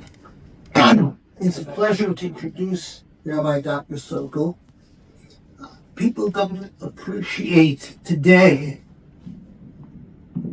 the challenges that people go into the mental health professions, and especially psychology, are confronted with in all the areas of traditional values. When I first came to graduate school about 60 some odd years ago, I was appalled by what I discovered in NYU in terms of the abandonment of traditional values. I was not coming from a Haredi yeshiva. Surah Machsavti is YU. All my learning by Mori Rabbi Zatzal was in YU for many years. And then I came to NYU and I discovered horrendous things, ranging from my best professor horned around with one of his graduate students while his wife was a member of our class cohort, and on and on. So that the challenge to be in the field of psychology and at the same time not to have forgotten one's source of values, what one stands for, what one's principles are, was a challenge even many decades ago, and it has only gotten worse with time. And so in producing Rabbi Dr. Sokol, who was much younger than I and whose name you will probably hear many times in future decades, it was a pleasure to introduce somebody whose deep commitments have not been eroded or worn away by what has gone on in the mental health professions in the present time. Rabbi Dr. Sokol is not only a Lamdan from a family of Lamdonim, but his professional work is deeply involved with the integration of the best of modern psychology with traditional Torah values and their application both theoretically and practically in his current work. He is a clinician. He is a member of the faculty of the doctoral program in psychology at Touro. He is a prominent researcher connected with the VA. He has written a wonderful book about the integration of theoretical and clinical approaches to dealing with mental health problems. All of you who are interested in psychological treatment would be well served by reading his book, Be Godly. And so it is a pleasure to introduce somebody whose name you will hear often in the future, Rabbi Dr. Yosef Sonka. Lovely introduction. So, as the last of this panel,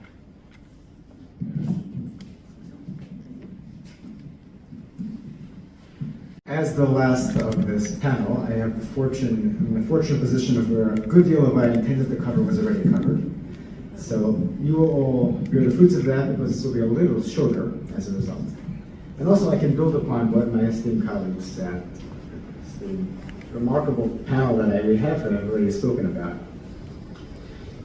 I want to, instead of talking directly to start with the halacha perspective, I want to start by talking about why does this occur? Why do people want to end their life early? The desire for a hastened death is what's called in psychological literature. Why should people want that? And this is, when people talk about the ethics of it, when people advance legislation for it, they often fail to comprehend what is actually going on psychologically in people as they move towards that request. And I think as a result, leading to really problematic ethically, as well as just human, how should we help people in this circumstance? My colleagues have already mentioned that kind of the study in Oregon that talked about one of the reasons being autonomy. I'm actually going to take a step back and talk about who is doing this stuff.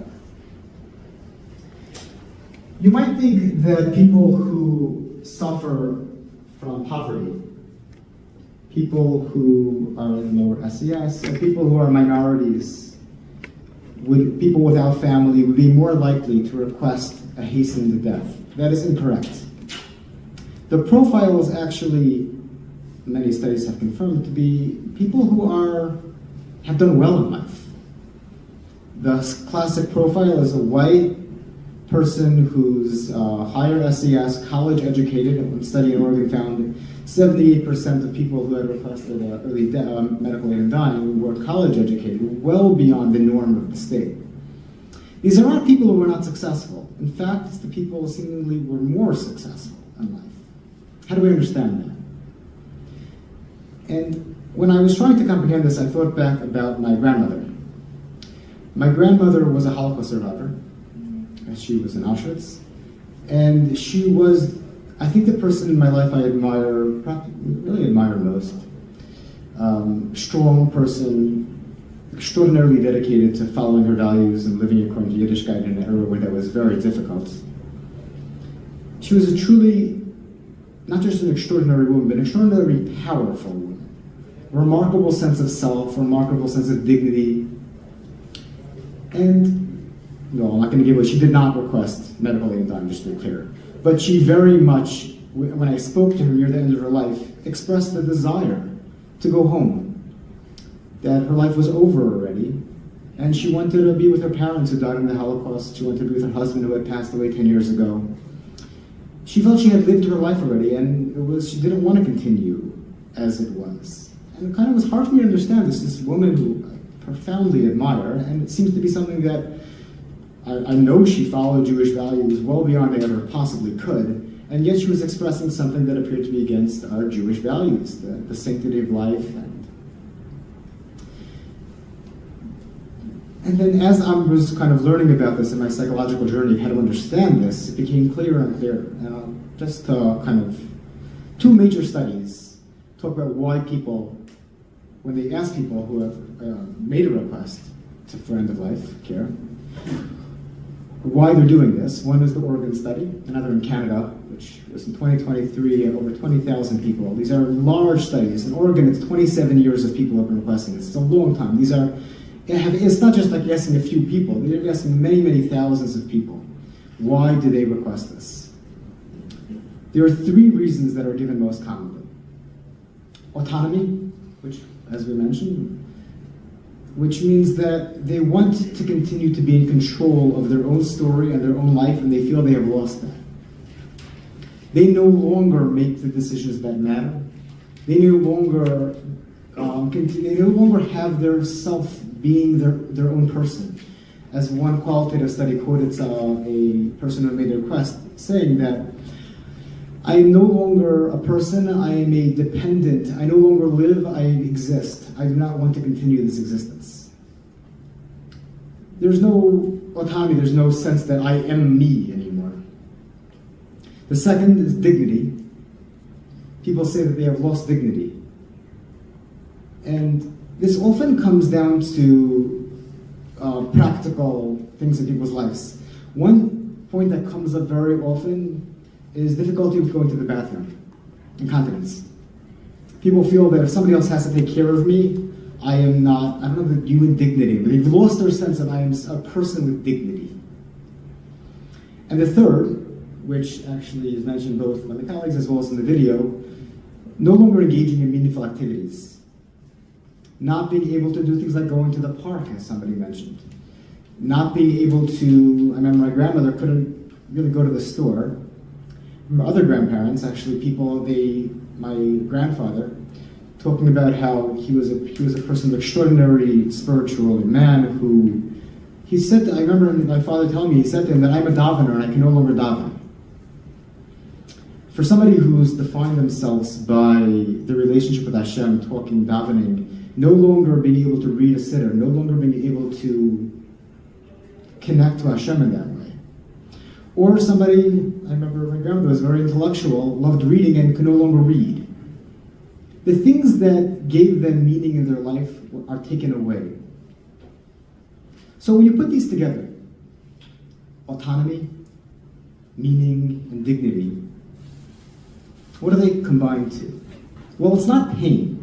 Pain was often low down. So in the Canadian study, about over 95% of people mentioned autonomy, and less than about 50% mentioned pain at all, but not even in the top one. It was lower down on the list.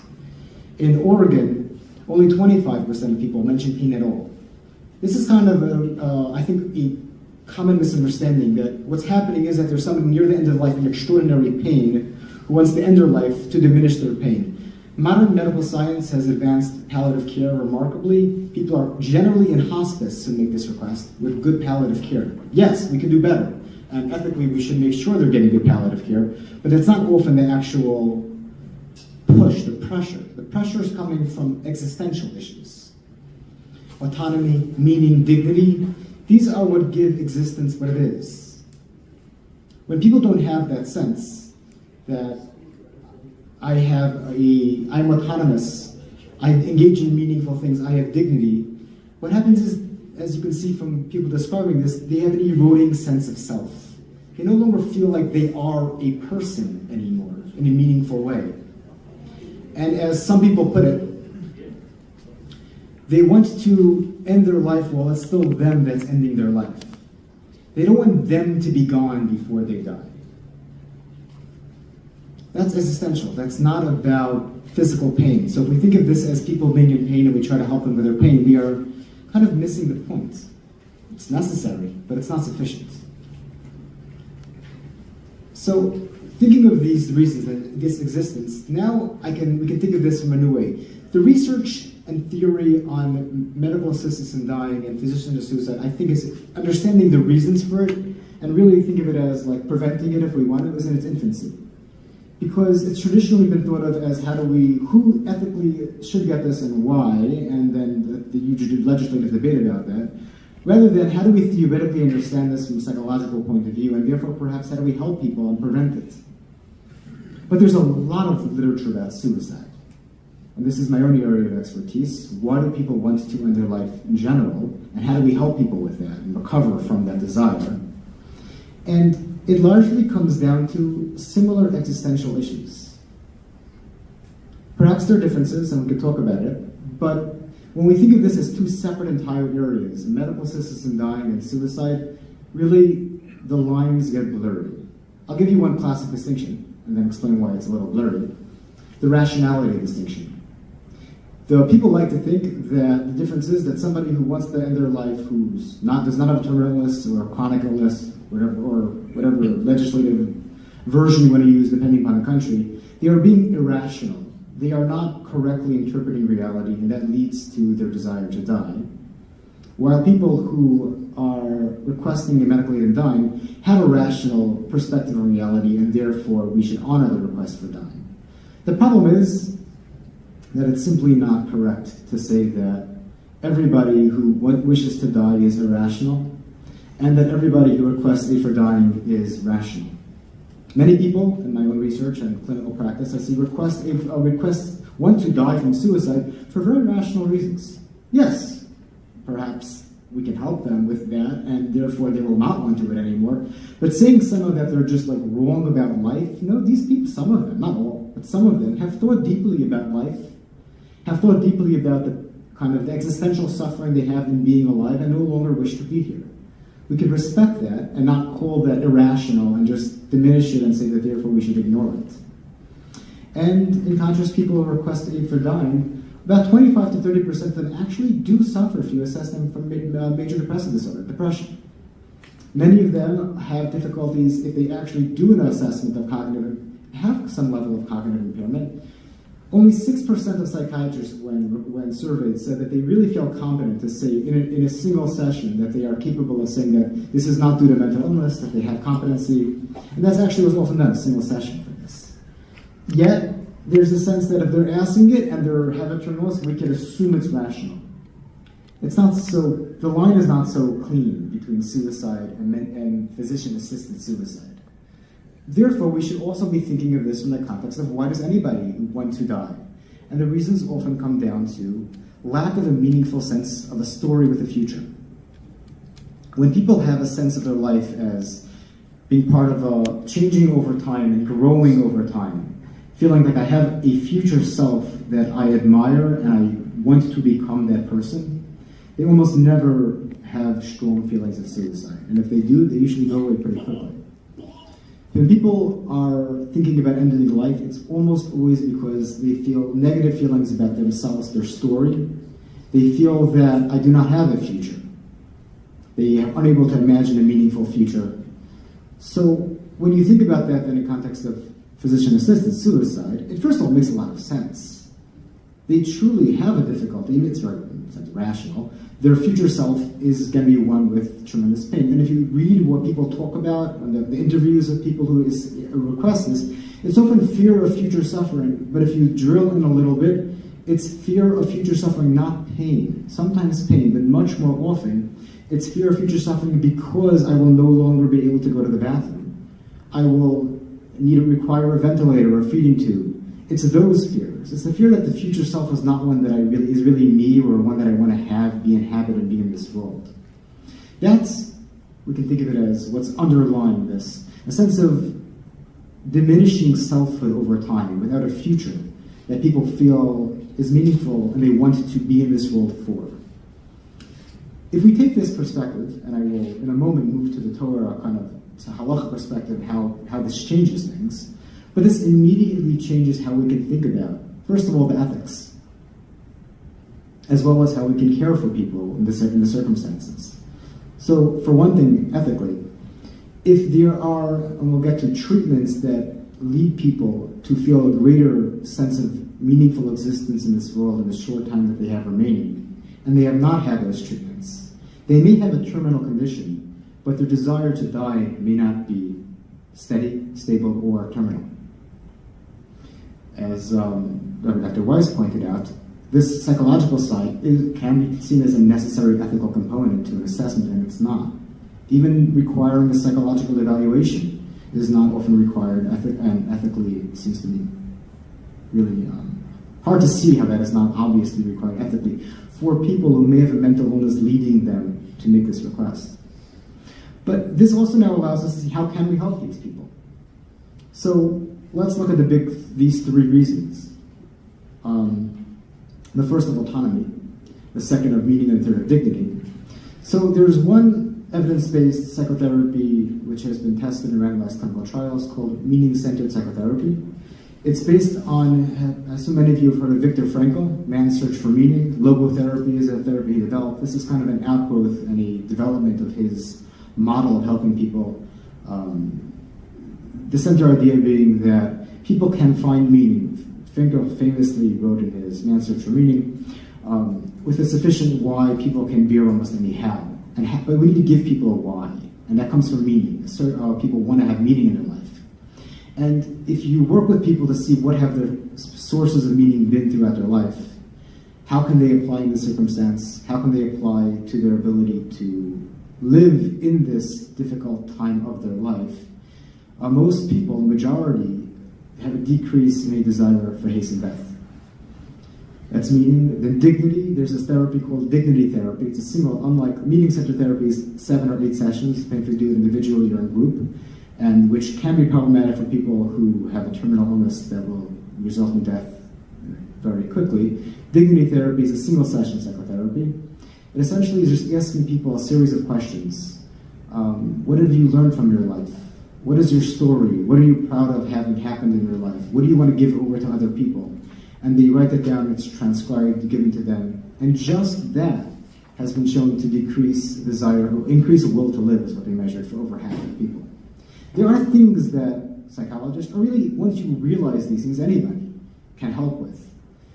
And then broadening that, I would say those are for meaning and dignity specifically, but there's a therapy that I work on called, that's based on identity, which is focused on autonomy, that we can help people have a sense of independence, a sense that they have control, even if not over the specifics of their illness, but over what the choices that they're making in this time of their life, which can help you with autonomy.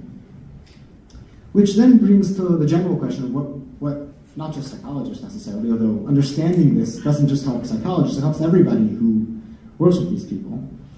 And I remember I mentioned my grandmother before, who didn't want to continue. And I remember my mother telling me that she, as much as possible, gave her decision-making power in every area of her life. When the Hatzalah was called, my mother arranged with her mother that it would be my grandmother's decision as to whether she would go to the hospital, regardless of what the ambulance people would say, which is complicated. And yet, to err on the side of autonomy, to, as much as possible, give people areas that they control in their life, as much as possible to give them dignity. A neighbor of mine is a nurse practitioner who works with many people who are end of life. And she said one of the most horrifying, really human experiences he had was with a woman who had ALS and had difficulty with going to the bathroom. This does come up a lot. There's a reason why I'm bringing this up. And she refused to get care for it, but couldn't actually do this herself, and again required to be kind of cleaned up by the nurse afterwards. And just the dignity of that. If there's insofar as possible to respect the dignity of people and to help them in that. And then meaning. One's perspective on one's life is often the source of meaning, and something I've discovered through my clinical work and research is that meaning often depends upon the end of a story. It's not the beginning or the middle of the story. When you read a good book, it's often the last chapter that kind of shapes the meaning of the whole story. And these are people in the final chapter of their life. This chapter is going to shape the meaning of the whole story. Recognizing that and working with them to see how they want this chapter to shape the meaning of their story is something that can give them, as a meaning-centered psychotherapy, give them the realization that this too is something that can be meaningful. So that is a little bit about like the psychological side. But now I want to turn for a moment to halacha, and kind of a Torah perspective on this. So it is the consensus of poskim that euthanasia is asur in any circumstance. Ending one's life is also forbidden. It is more complicated in terms of that we've been talking about in terms of making a referral, or whatever it may be, or working with somebody in this circumstance. But no, so the end is forbidden. So how can, taking this perspective of the psychological side of why people want to move in this direction, how does that shape our stance halachically? And I want to share the story that Dr. Wein already mentioned about the death of Rabbi Yehuda Nasi. Rabbi Yehuda Nasi suffered from an intestinal disorder near the end of his life. He was the author of the Mishnah, probably among the greatest of our Torah Shabbat Peh, Bali Masorah. And he had tremendous tsar at the end of his life, suffering from this intestinal disorder. The Rabbanim fasts, they were davening for him, all the good members of the Mishnah were davening for him, and he was not dying, but he wasn't getting any better. And Rabbi Yehuda Nasi's maidservant saw what was going on, and first davened to Hashem that the Elyonim should win over the Tachtainim, meaning that he should die, that his life should end. And as Dr. Weiner mentioned, that this is one of the sources for Iran says this, and contemporary places can bring down that in some circumstances it may be permitted to die for somebody to die, which I will revisit in a moment, but that's kind of that particular part is that. And then she saw that despite her tefillos, he continued to live, the Rabbanah continued to daven, and it appeared to her that their tefillos were stronger, and so long as they were continuing to daven, Rebbe would not die. And then she saw his difficulty with, and again, perhaps a recurrent theme, his difficulty with going to the bathroom. That he had to take off and put on his tefillin each time, and how challenging it was for him, and the sorrow he was in because of his intestinal disorder. And I don't know medically what was going on then, but in people with intestinal disorders have sometimes trouble controlling their bowels. And he, as Rebbe, wore tefillin all day, so I can imagine the tremendous difficulty that may have caused him. I don't know precisely what was going on. And that was kind of what pushed her to say that I need to stop the Rabbanim from davening so that he could die. So notice it's not that she was causing his death, as the place can make clear. She was removing something that was preventing his dying. And she threw a vessel from the roof, distracted the Rabbanim, they stopped dying momentarily, and then Rabbi Yehuda Nasi died. So what do we learn from this story? A few things. One, as the Ran uses this as a raya, a shlom hazan orach Haskins at Lamaisa, practically, that there may be times that people could be dying already, in that process, and we're allowed to daven for that, although, as he points out, one continues to make all of the medical ways to continue life. But you could want, if you're dying, the way I understand that then, if you're allowed to daven for somebody to die, that means you're allowed to want them to die. It means that you're allowed to appreciate that their desire to die is very valid. Although you can't necessarily actually do that halachically, you could appreciate it, understand it. When we engage with somebody who is at that stage, the halachic determination that it's forbidden to end their life creates an increased ethical obligation for us to do whatever we can to decrease their suffering, existential suffering, that is leading them to that. And I would say the first step to that is realizing the validity of their desire. Without appreciating why existentially somebody might want this, one cannot appreciate what is going on for them and how one can alleviate some of that suffering. So the first step is validation. And I think, learning from that story, the possibility of wanting for somebody to daven for that shows that you can appreciate not just this in theory. I mean, to be clear, Moshe Feinstein postulates that you are not allowed to die for somebody to daven for somebody to die regardless, because he says we don't know. Maybe if you daven for them to live, they will live. We can't trust our own efficacy in tefillah. The Meitzah of the Rebbe was well beyond our spiritual level. And therefore, if her tefillahs did not work, the abundance tefillahs, they were beyond our level. If the abundance tefillahs didn't work, you can know that is not going to be efficacious. But we can't, therefore we are unable to. But just because of the practicality, a technical reason, Rav Moshe agrees that in certain circumstances it makes sense for somebody that it is better for them to die than to live. As far as this world we could see. I'm not going to go into theodicy because it is a endless pit that we can never extricate ourselves if we go down that area. But it is clear that we do not always understand why there is suffering in this world. Bad things happen to good people. Anybody who clearly thinks they clearly understand this, in my opinion, is clearly fooling themselves. We don't know why there is tremendous suffering in this world. And that enables us then to talk to people appreciating that. As far as we can understand, it may make sense to daven for them to die. Yet, halachically, we cannot, because there's more to this world than we understand, and we can accept that. We can accept that there may be meaning in their life and their future. Again, we have empirical evidence for that as well. We can accept that it is possible for this person to create meaning in their future, that for them it may be seen as worthwhile to continue. Their why that enables them to bear almost any how can exist. We just don't know what that is. We can accept both of those and interact with them in a way that respects their desire, respects their future capability to have meaning without actually changing what their state of life is. And for one other Torah perspective on that, I want to kind of echo what Rabbi Weiss said.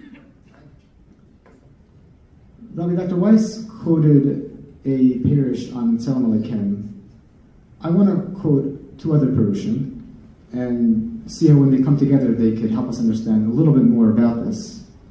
One is the Sforno that says, what makes us B'Tzelem Aleichem? Our capacity to choose.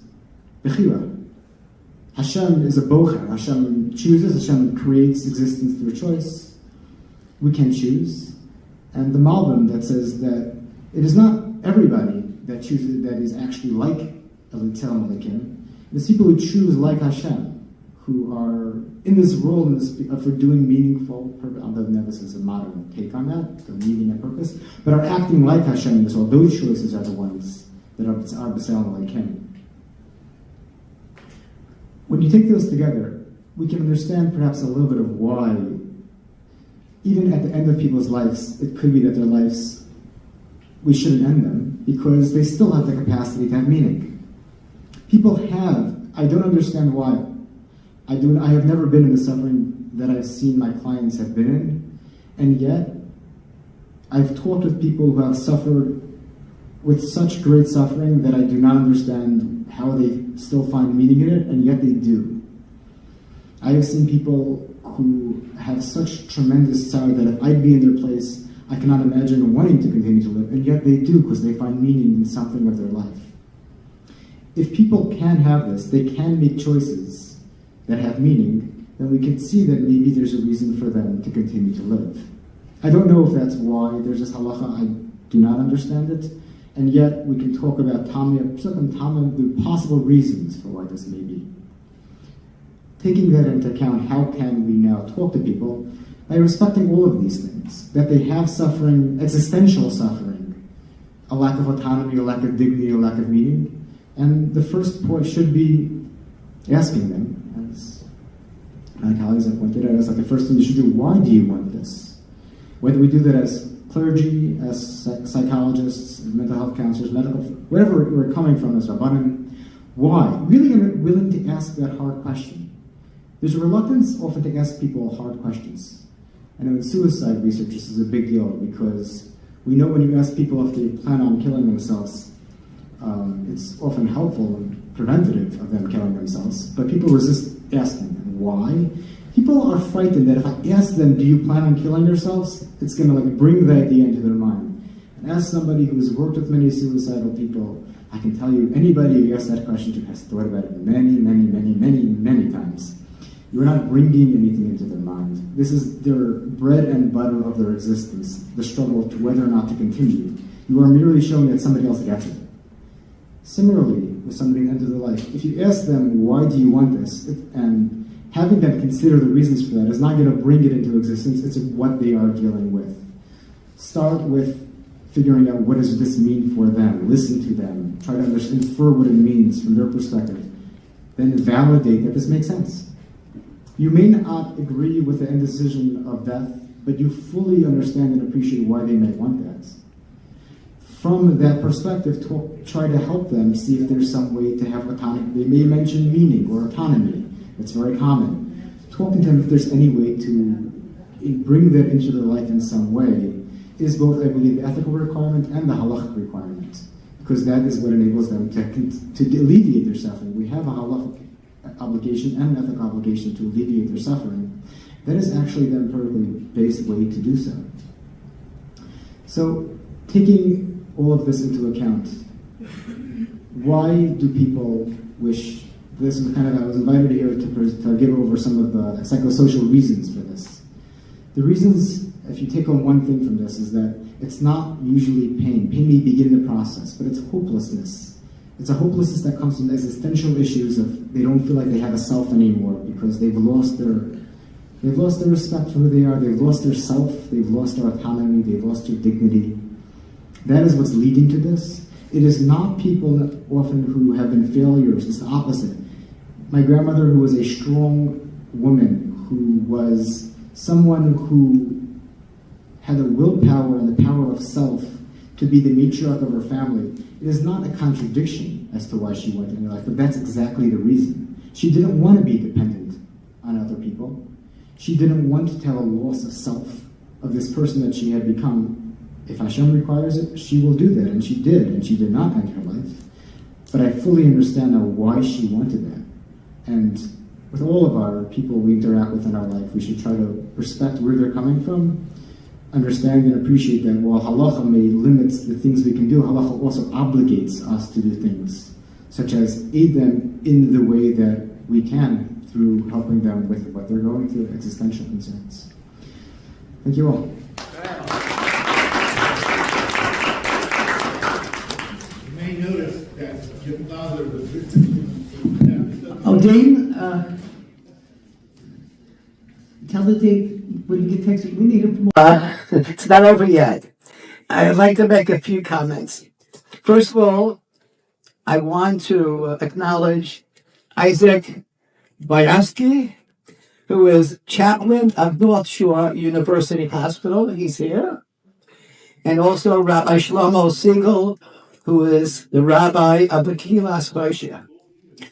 One of the main reasons that we asked Rabbi Dr. Sokol to be part of this panel and the presentation is it's not enough for a rabbi, a chaplain, a rebbetzin, whoever is ministering to a person, that it's just black and white.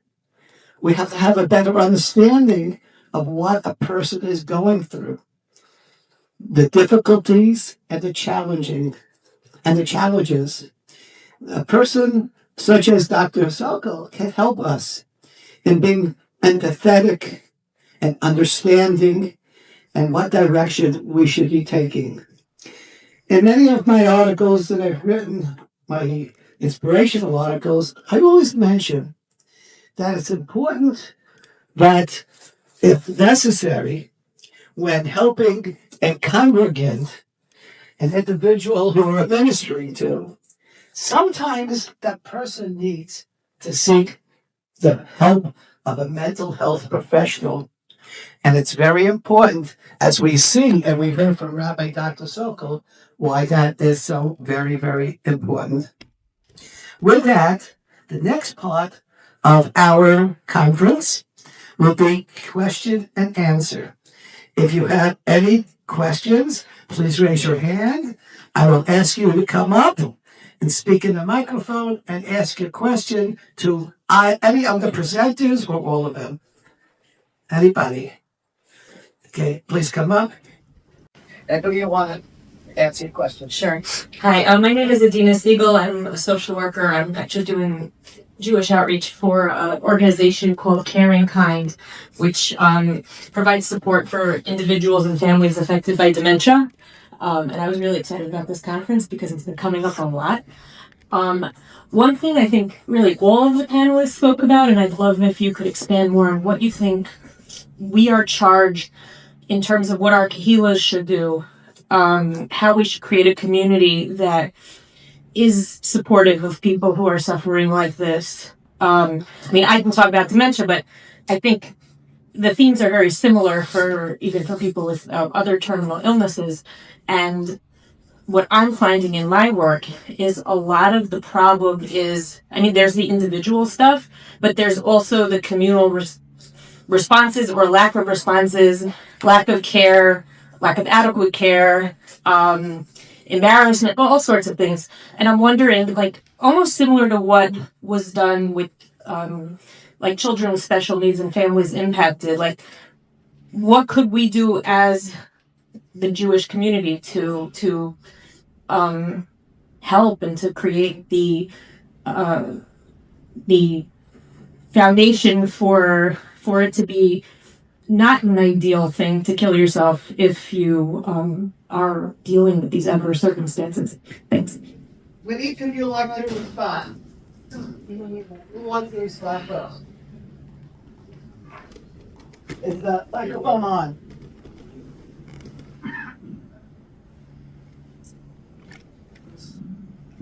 Yes. Okay. Well, just briefly, one thing I would just point out, the importance of having conferences like this. Simply talking about these issues gives people permission to feel that it's important and that there are approaches within halacha and with Judaism. And yeah, it wasn't. Oh, okay. And so I think just talking about it, having symposiums, publishing about it, writing about it, it's crucial that we bring it up when we talk about it, whether it's dementia or other issues like this, that people realize that we should talk about it and that there's what to say about it, and they shouldn't be afraid to bring it up. I would continue on with that if we believe that halacha is correct, if we believe that halacha is correct, which we do, we don't need to be frightened of this issue, of this topic. We have a coherent, cohesive way of thinking about this that we can implement. And I think that as a community, something like training is for people who engage with individuals at this time of their life. I would imagine some of these psychotherapies. There's not like, if we had people who were trained in ethically and psychologically helping people at that stage of life to not choose that would probably be good for all of us. Just to add, maybe just to expand the focus, the focus being in whatever order, but patient himself or herself in terms of providing them with what they need, family, in terms of what they need. Family, oftentimes, one of the things that was pointed out in some of the research is there was research done in this particular context of ventilated dying, of how long it took from the time that the patient self-administered the cocktail till the time the person died. So the research pointed out that the amount of time between the administration and the death was not so important because the sedation took effect, but it was an issue to family members who would perhaps be there for hours and hours in certain cases. So family is important. I don't mean specifically, but in terms of how family as caretakers and involved, the independence that's oftentimes lost by the patient himself or herself creates a kind of a reciprocal burden on family members having to kind of take care of family members and trying to manage and balance the rest of their lives. And then community, as you focused on. I've just kind of expanded the focus to all three, and I think each one of those of the kind of the circle needs probably a different focus, but all with approaches that were mentioned. Anybody else? No. Can please come up? We can do it. Yes. Thank you. Sure. No, sure, sir. No, I'll give it back. I wanted to go. All right. I try.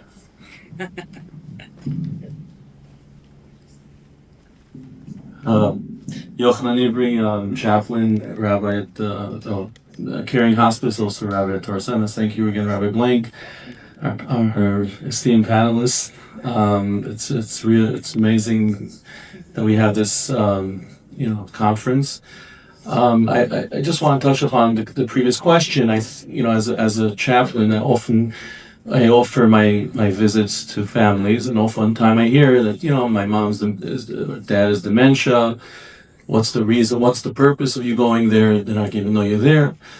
So one of my common responses is I'm going to sing to them, and I'll sing a prayer, I'll sing a hymn, and oftentimes you get a pretty response. You get someone who hasn't spoken singing Shalom Aleichem or Avenu Shalom, for example. There's a famous story, I forget who it was, a chassid who came from Russia and introduced us a nigun back, I think, in the 60s. And he ended up in the Bedford nursing home in Williamsburg, and they wanted to bring him to the Lubavitcher Rebbe for lekach. He would give out the honey cake. And, he was already in his 90s and, advanced dementia. And they brought him in the wheelchair, and they literally had to carry him in front to the steps or whatever at the sukkah where the Rebbe gave out the lekach. And, he was totally out of it. And all of a sudden, the Rebbe started singing the song that he introduced. And all of a sudden, his eyes opened. For that moment, the Rebbe said Lashon, told him, the sukkah gave him the cake, and he moved on. So at least for that moment, I think music therapy, singing is very helpful. And I think it's a preventative measure of even, before getting to this medical assistance or suicide. I think for us, as Dr. Richard Weiss said, it's basically the same thing. It's anything active would be, I think, contrary to halacha. Thank you. Do you have a specific question? No, I just was a comment, and again, thank you so much. Anybody else? Rabbi Shulman?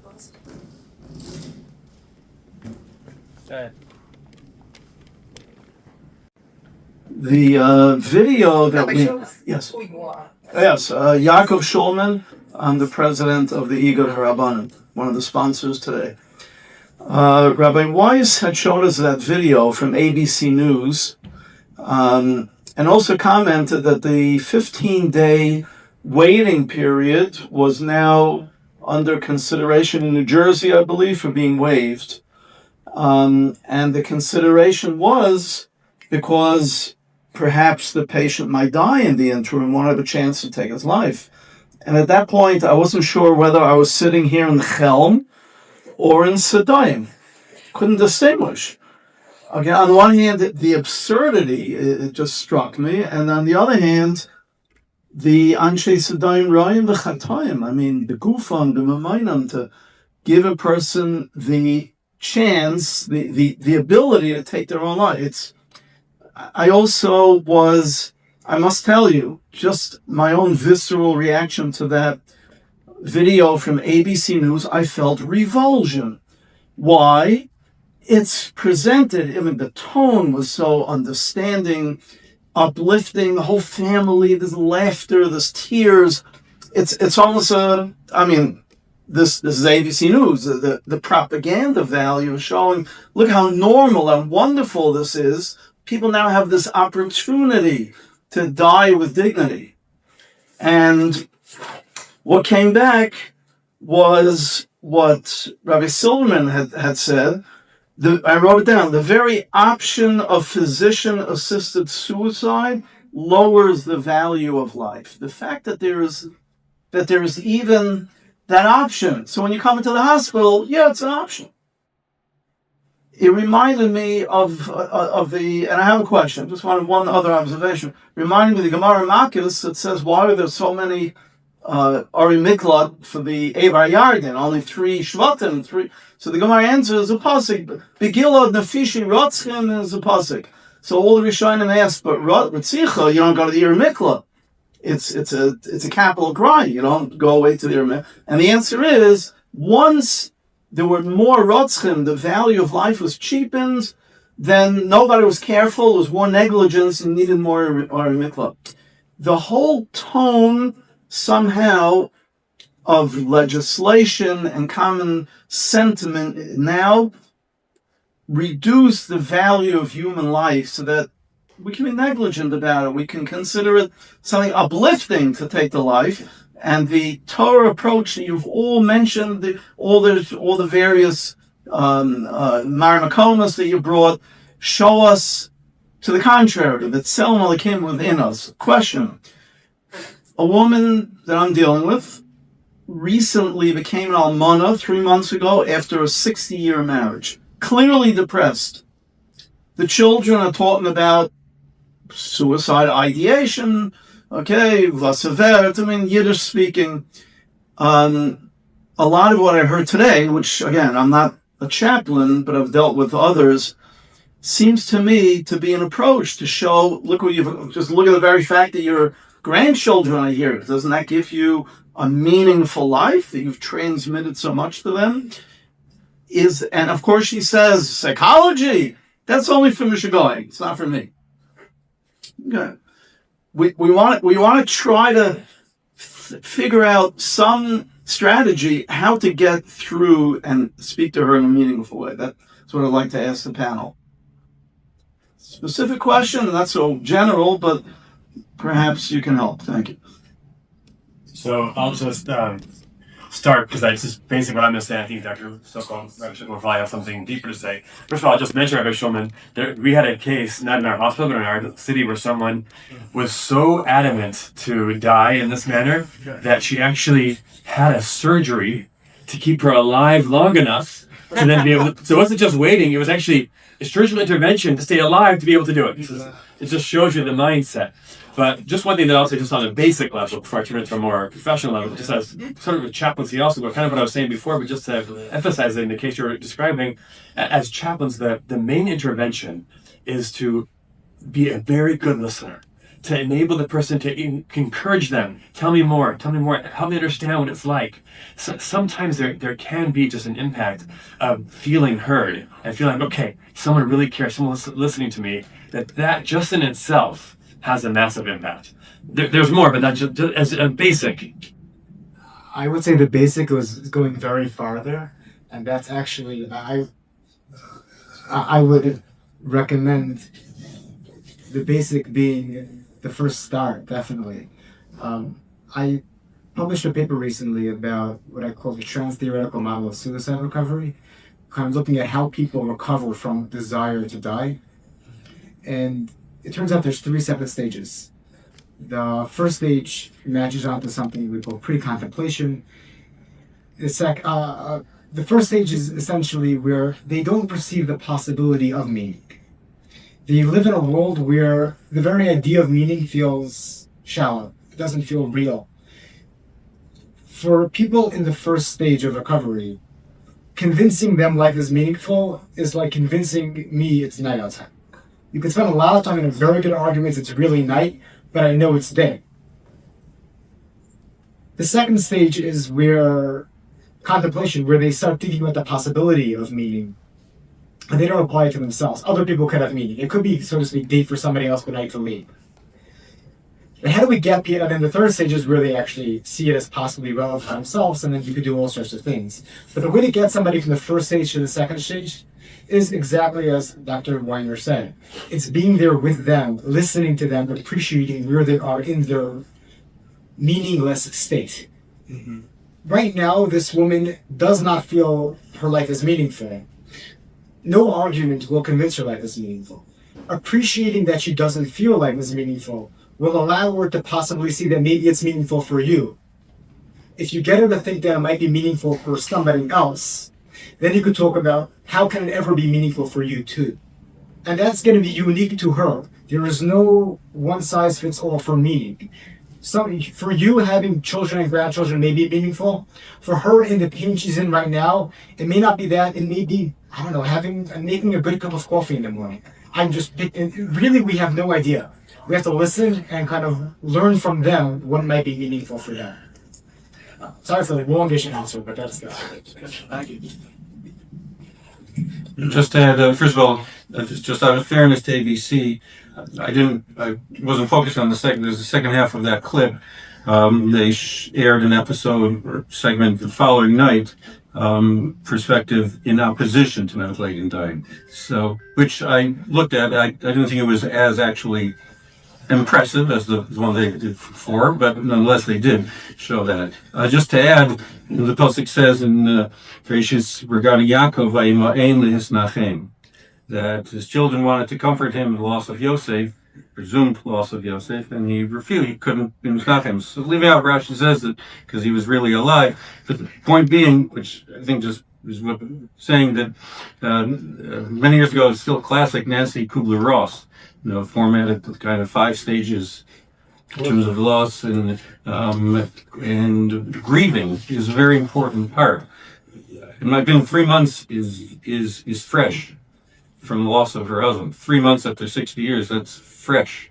That's part of still the time of grieving, and to allow her to grieve and to then kind of go from there, as was mentioned. Spania Krieger, chaplain, Columbia Presbyterian.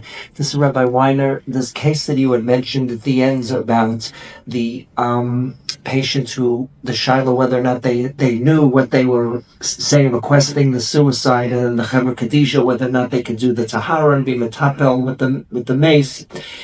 The Chasam Sofer that you had quoted, does that have, is that the same Chasam Sofer? No, there's a technical point that I'm asking on. What the Chasam Sofer had mentioned over there, was that as far as like there's something which he brings down, if La'aleinu someone commits suicide, so there's a psak that the person wasn't of sound mind, and therefore, and also for covered for the family, that they shouldn't have to go through the busha of not having a normal levaya, they're allowed to go ahead with the levaya. Was that part of the psak that, is that related to the psak that had to do with, is it on the same lines as to why they weren't allowed to make the levaya, the Chaver Kadisha being allowed to be involved? Yeah, that was part of the discussion, but then the main psak was based on if you consider the emotional, existential suffering to be a psychological, something you can be told that they weren't completely of sound mind. It wasn't that they were physically suffering, but the emotional suffering, that's equal to physical suffering. Therefore, they didn't make that decision as an act of kfira. They made it as an act of desperation. That was the main reason for the psak, but it was part of the conversation. Yes, family suffering. Yeah. I'd like to clarify something about my late wife. Towards the end of her life, she did not want to die.